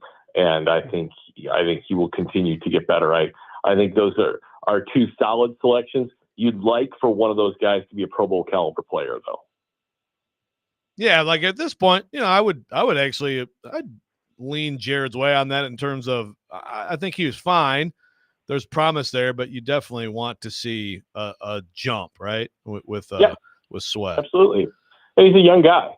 So we'll wait and we'll see. He's got physical ability. And I think the other thing is, you talk to these guys and the ones who want to be great. And I think he's a guy who wants to be great. And so I'm anxious to see what he does in year 2. If year 2 is disappointing, then that's really concerning, because, these guys learn what it takes to be a pro that first year, and we'll see how they implement it in year 2. If you were just looking at the Titans, Corey, in terms of positional need, what would you say are the top 4, and how would you rank them? Well, obviously they've got to solidify the quarterback position. They need a right tackle. They need edge rushers. 4 gets interesting. Yeah, because you could say right guard, you could say middle linebacker, and you could say strong safety, right? And still not saying receiver. I'm kind of surprised by that. Well, yeah. They can use receiver, but they have starters there, right? They've got a starter in Calvin Ridley. They don't have a starter at tackle. They don't have. I guess at middle linebacker is such a, I hate to say easy position to replace, but it really kind of is.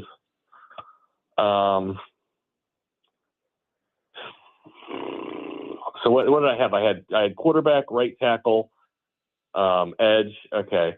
So number one, they got to get quarterback figured out. Otherwise you can't go anywhere. Then I would say they, oh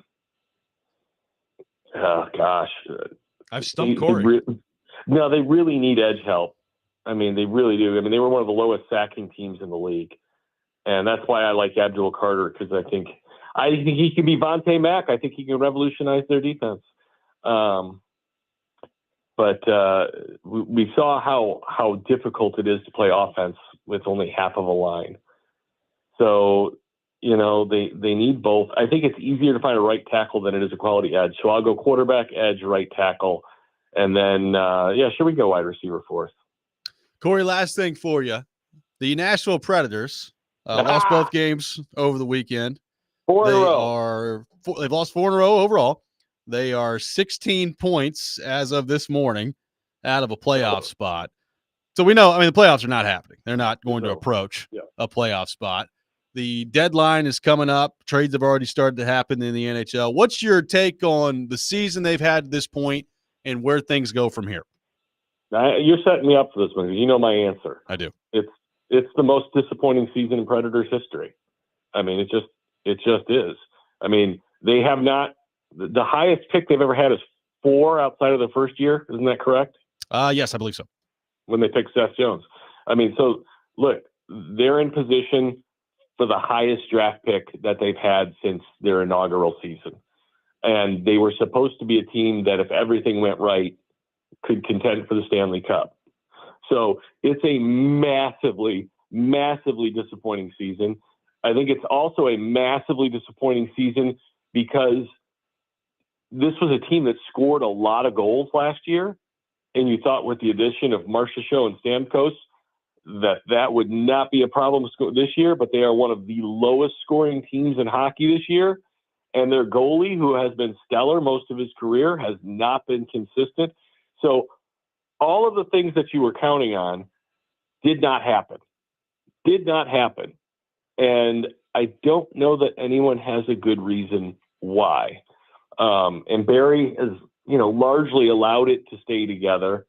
And, they got a little run together against some bad teams and then they ended up petering out against some bad teams. I mean, shoot, who'd they lose to here? Anaheim and Buffalo. I mean, even Pittsburgh. Buffalo, Yeah. and Pittsburgh's not even a very good team this year. So, they're done. They're horribly disappointing. I'm sure they're horribly disappointed. I'm not saying that anything that's going to offend anybody. What they've got to decide is what has to change next year. They've got some contracts that I don't believe they can get rid of. But to me, it's more about the makeup of the team because what they're getting isn't enough. And I don't know if it's as far as the grit goes. I think they are just not getting near enough from the second, third, and fourth lines. And if we remember, Colton Sissons had a career year last year. And how many goals does he have this year? 6, 8? I don't even know if he's got that many. Yeah, I need to go look. Yeah. I mean, Luke Evangelista, we thought he would be a 20-goal scorer this year. He is not in double figures. Tommy Novak, what does he have, 9 goals? And they've mostly come in the last 2 weeks. I was going to say, and 7 of them have come when it didn't really matter. So a bunch of the guys that they got goals from last year who you were counting on this year, you have not gotten nearly enough from. And I won't pin it completely on them because I don't know the scenario of, why they would say it hasn't happened for them, whether it be the guys they're skating with, that they've been snake bit, whatever, after, 50, 60 games, you're not snake bit, you're just struggling. Okay. And so this is a really long answer it's a disastrous season, a disaster. Yeah, I don't think there's any way to argue that. Corey Curtis joins us every Monday morning at 8 o'clock. Corey, great stuff. Go buy you a microphone that looks like mine, and we'll talk to you next week. Well, I do television, so people need to see my face when I'm on, so I can't possibly buy a microphone that big. 2 things before I go, because I always like to monopolize your time. Sure. I'm very relieved to hear Another Biscuit has returned. A lot of people are. And I think we have learned that being Andy Reid's offensive coordinator is pretty much the equivalent to being Peyton Manning's offensive coordinator. It does not make you a genius. It does not. That is a fair point. It does not. Thank you, Corey. Thanks, Corey. Later. Corey Curtis, brought to you by Tennessee Men's Clinic. We'll react to what Corey had to say there on the Titans and the Preds. Coming up next, 615-737-1025, our phone number. Robbie and Rex Road, 1025-1063, the game.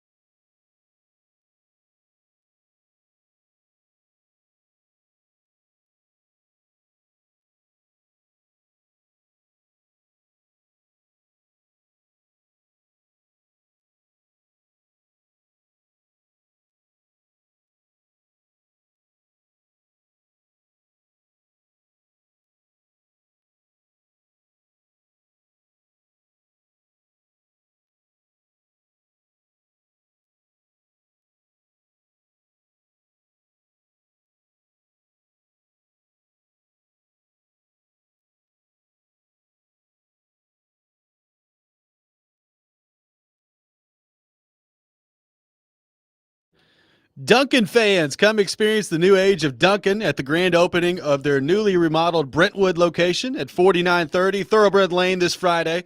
Dunkin' will be giving away 100 days of free coffee to the first 100 guests in line starting at 8 a.m.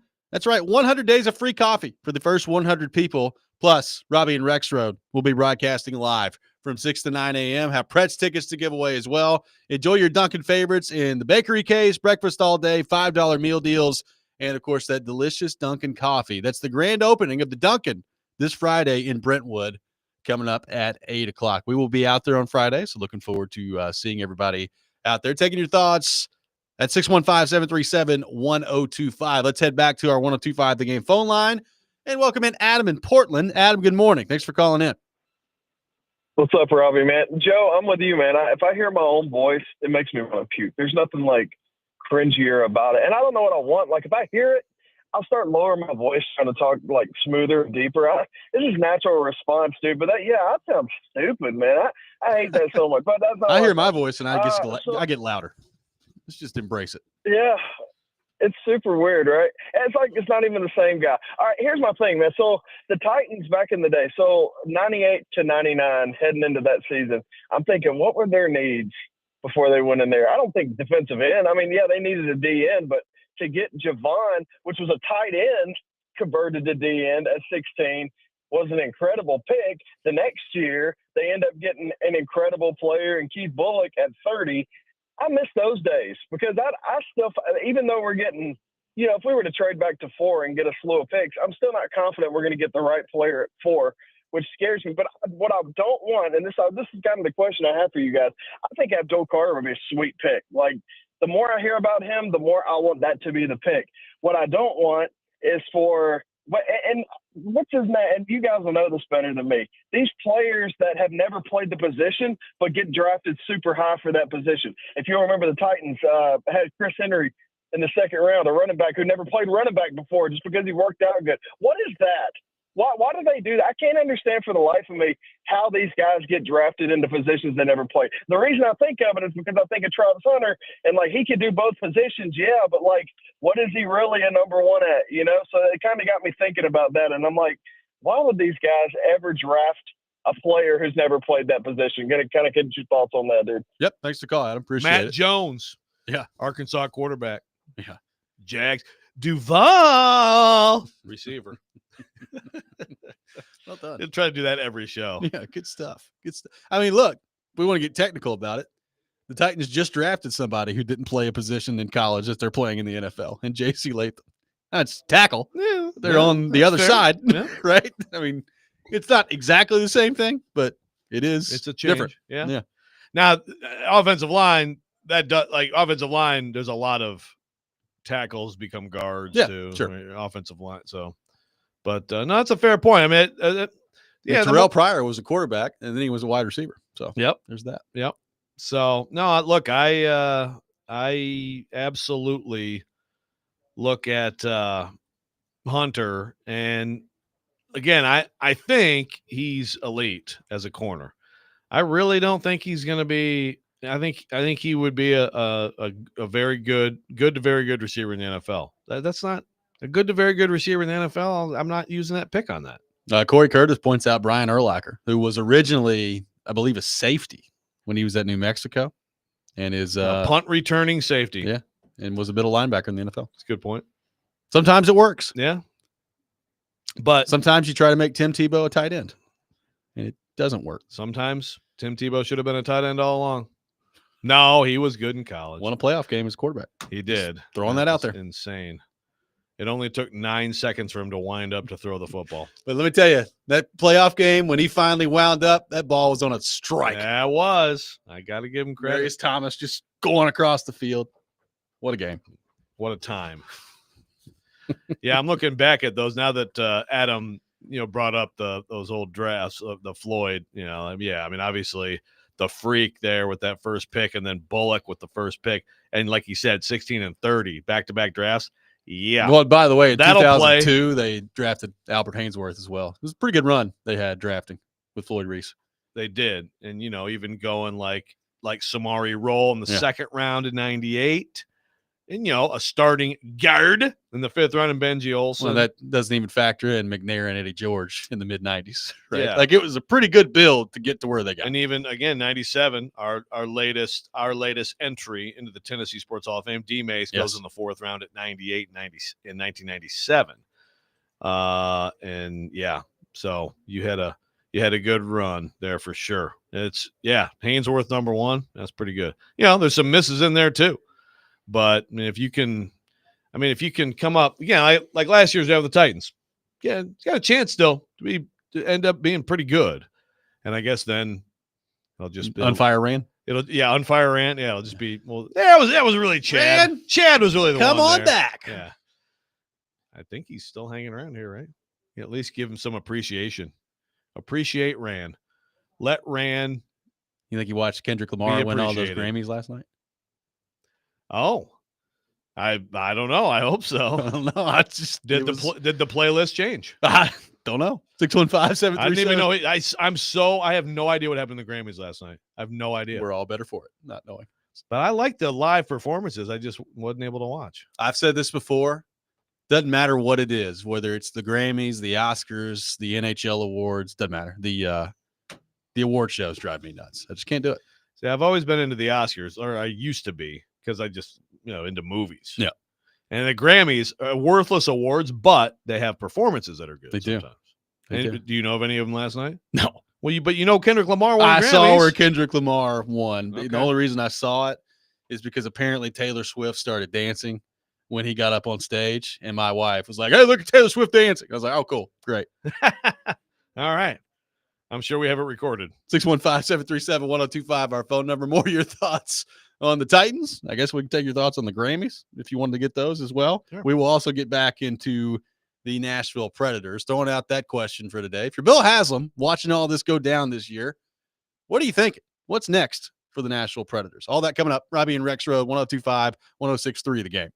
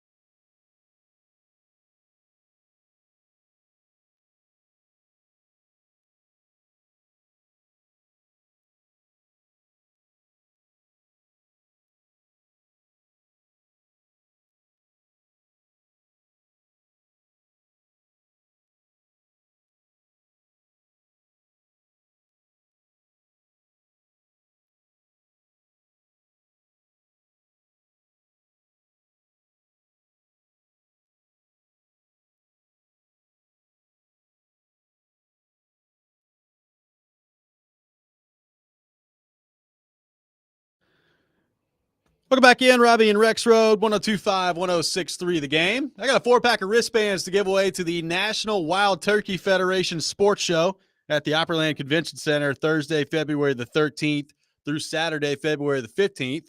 Be caller 5, 615-737-1025. Caller 5 will win a 4-pack of wristbands to the National Wild Turkey Federation Sports Show. Let me tell you, I've been to this thing a few times. There's a ton of people there. There's a ton of vendors, ton of booths. It's awesome. So you're going to want to show up to it. Be caller 5, 615-737-1025. Sorry, you going to be there? I will not be there for this one. I will Okay. be out of town for this Okay. one, but I have been there, I don't know, 4 times. You've been a regular. I've been a regular at the National Wild Turkey Federation Sports Show. It's awesome. It sounds amazing. I've heard, I don't know if it's still the case, but at one time, their biggest convention in the entire year over at Opryland. So we'll see. That's a big deal. There's a lot of conventions, A lot of a conventions. lot of size, a lot of room.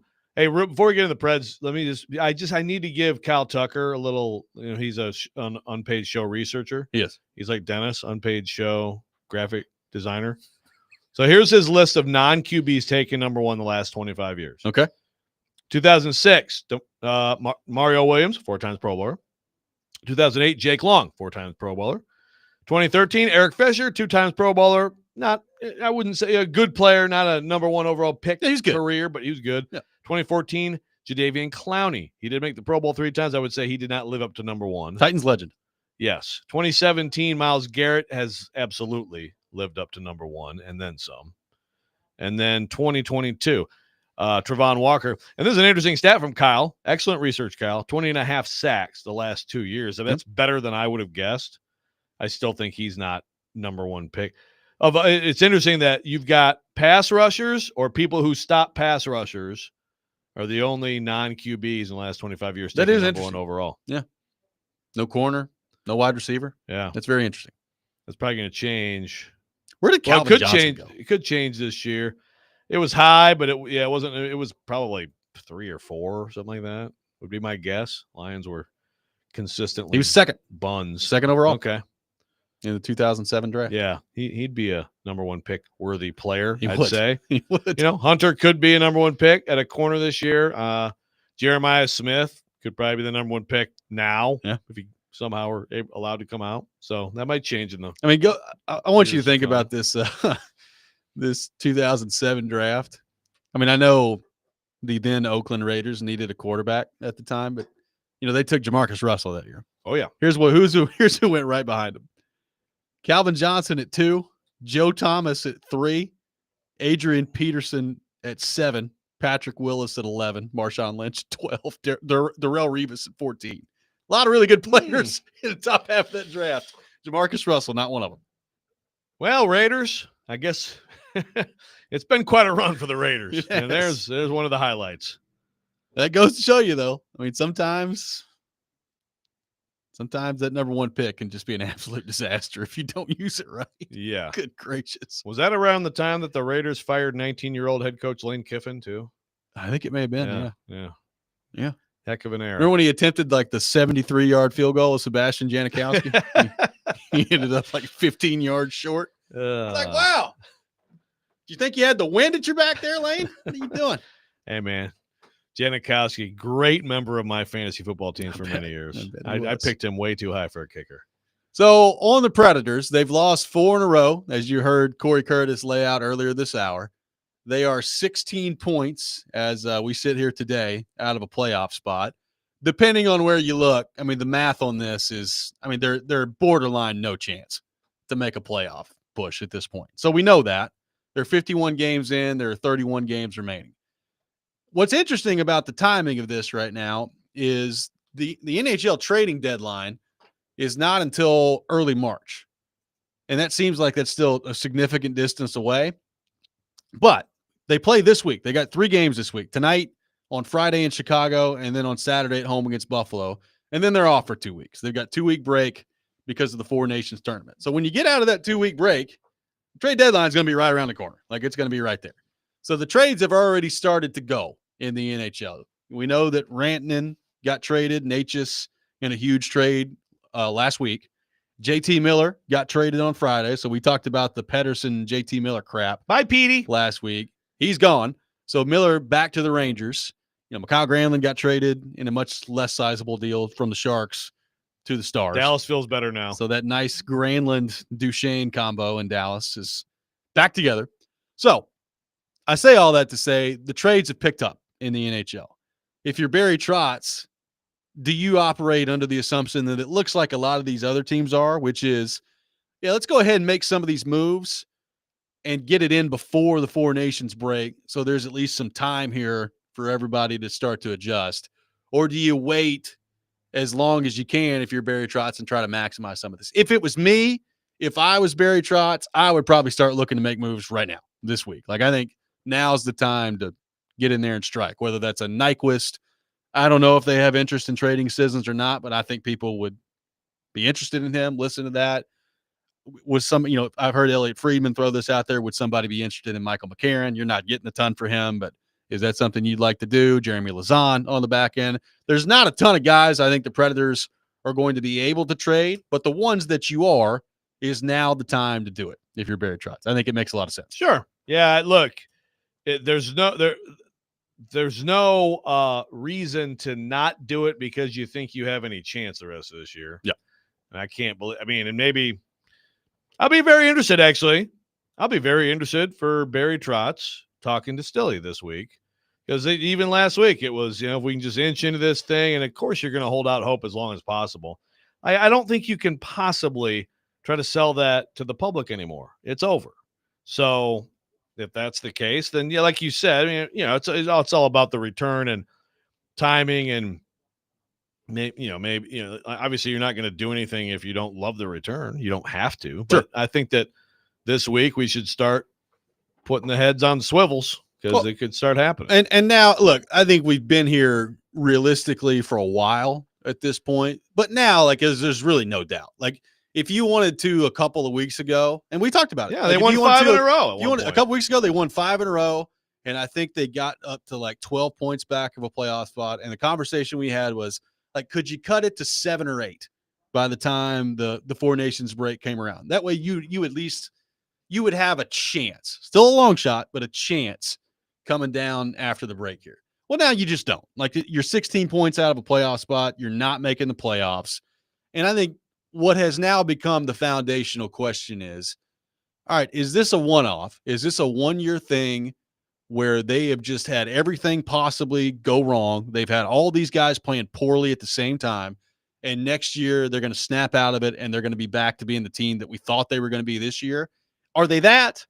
Or is this gone on long enough now where you're saying this is fundamentally flawed, the way they've built the team, and they're in serious trouble moving forward? You got to do something drastic to get out of it. I don't for sure know what the answer to that question is.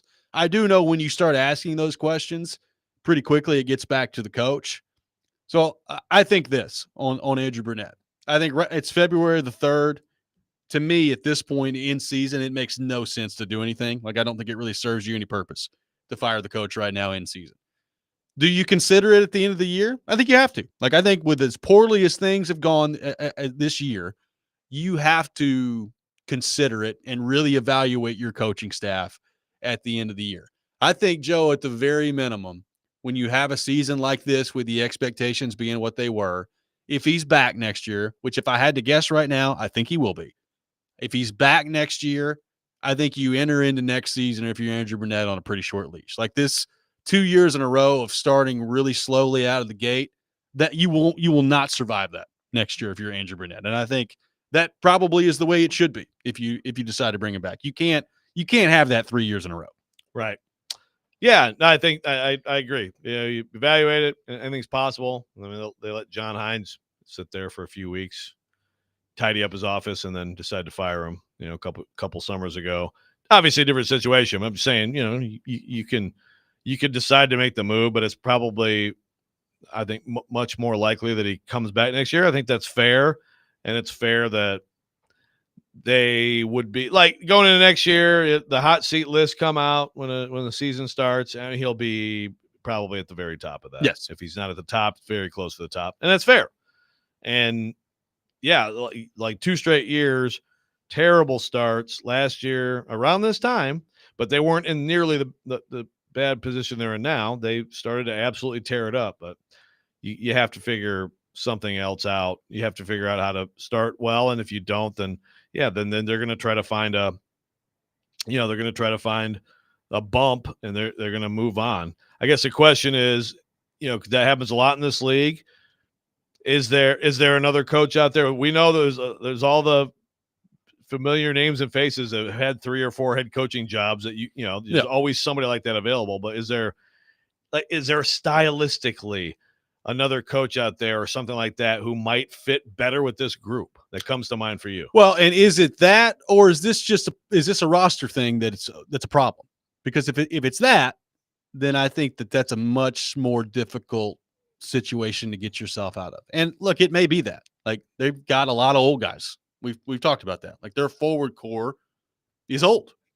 Now it's going to change, right? Like, Nyquist is probably going to be gone here in the next couple of weeks. You can move Sissons if you want. Like, you can make your forward core specifically younger in some ways. They've done that on defense. They have made their defense core younger. You can do that at forward to a certain degree, but the big money guys, I don't think are going anywhere. Forsberg, Stamkos, Marchessault, like those guys at forward are not going anywhere. So they're going to have to be a huge part of your solution. And the question is, can they be next year? That's where they're at right now. It's just getting late for so many people. It is. It's getting late. 615-737-1025, our phone number. Your thoughts on the Preds. If you're Bill Haslam, how do you feel about the way this is shaking out? And is this a 1-year downturn for the Predators, or is this symptomatic of what they are right now? We'll get more into that next. Robbie and Rex Road, 102.5, 106.3, The Game.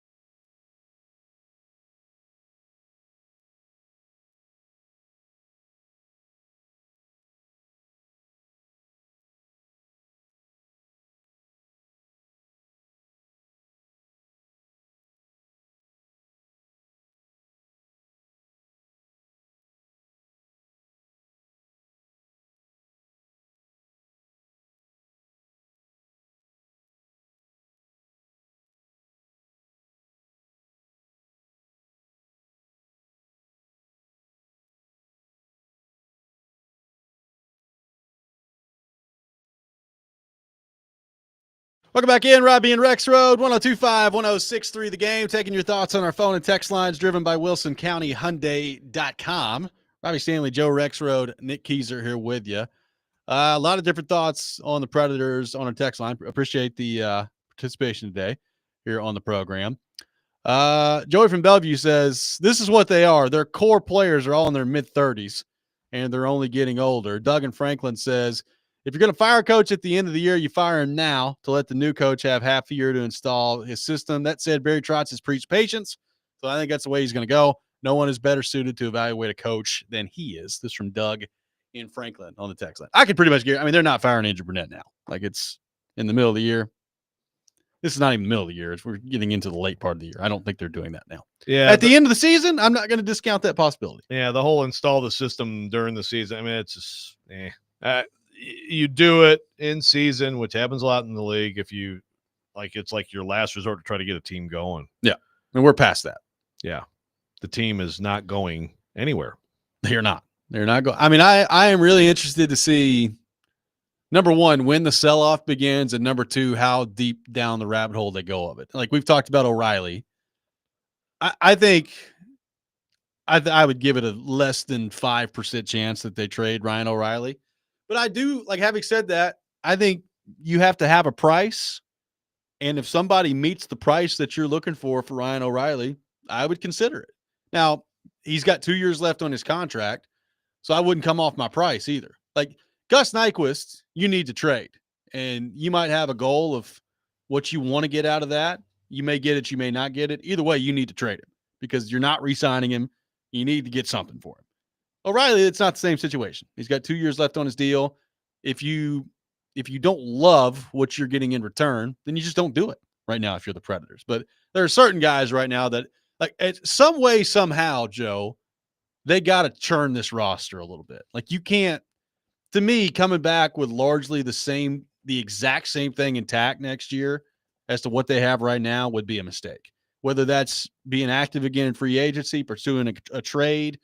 I mean, hopefully, like at this point, if you're a Predators fan, you're probably hoping, well, finish 30th, 31st in the league and have a good opportunity to land one of those high draft picks that you never get that we always talk about. Like that player could be a part of your team next year too, theoretically. Yes. And that gets interesting too. The whole, and the Burnett needs to, I think, demonstrate as much success as he can the rest of the year. You know, this team wants to play well. Those guys in the room are not going to, they don't give a crap. Again, just like pro athletes don't give a crap about your draft pick fan stuff. But from a Trotz perspective, from an ownership perspective, can you sell again? How much can you really do? But getting a little younger, again, you move a couple, you move Nyquist, move Sissons, whatever, you get younger. Is it the worst thing in the world? Be a little young, a little bit, vulnerable, a little bit losing a lot, a little bit making sure that you get one of those top picks. I don't think it is. It could be really helpful. Well, and here's the other thing. They've got 3 first-round picks this year. They've got theirs, which is right now looking like the cream of the crop of those first-round picks. They also have Tampa's, and they have Vegas's. Now, Vegas is really good, and Vegas is going to finish, like, if it was me having to identify somebody to come out of the West right now, they would probably be my pick. So they're going to finish high. Tampa is interesting. Tampa at the moment is not a playoff team. Now it's the Eastern Conference. They have like 6 teams that are all kind of jumbled up right there together. Watch out for those Red Wings. Red Watch Wings out for are the one of those wheel. teams. The winged wheel, baby. The winged wheel is one of those teams. But they're all kind of right there together fighting for a spot.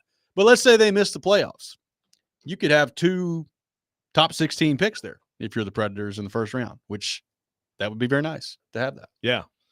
So what if you finish outside of the top 3? There's no way you're getting in there. Right? Probably not. I mean, you could try. Package all of them to try to get in the top 3. Yeah, I mean, you could try it. It's probably, teams just largely in the NHL just don't do that. If they have a chance at a clear difference maker, they're going to take. Well, like Barry Trotz has made it known. Like he's talked about, he's tried to get in the top 5 the last 2 years, and it hasn't happened. Yeah. So it's probably not going to happen. But like to me, So lose. yeah, like obviously you'd like to. You don't have to be the worst team in the league in the NHL to end up with the number 1 overall pick. You can win the draft lottery, and if you are the worst team in the league, it's not guaranteed that that's going to work out for you.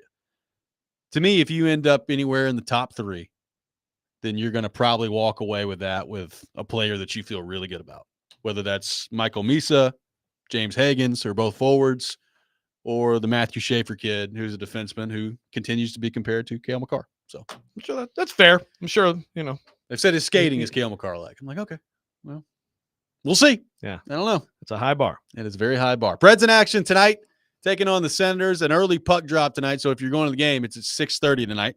So keep that in mind. We'll have pregame at 5:30 here on 102.5, 106.3 The Game. Stilly is out at Radio Row at the Super Bowl, so make sure you're tuned in for that. Yeah, later today. Stilly. That does it for us. Chasing Big Joe up next. This is 102.5, 106.3 The Game.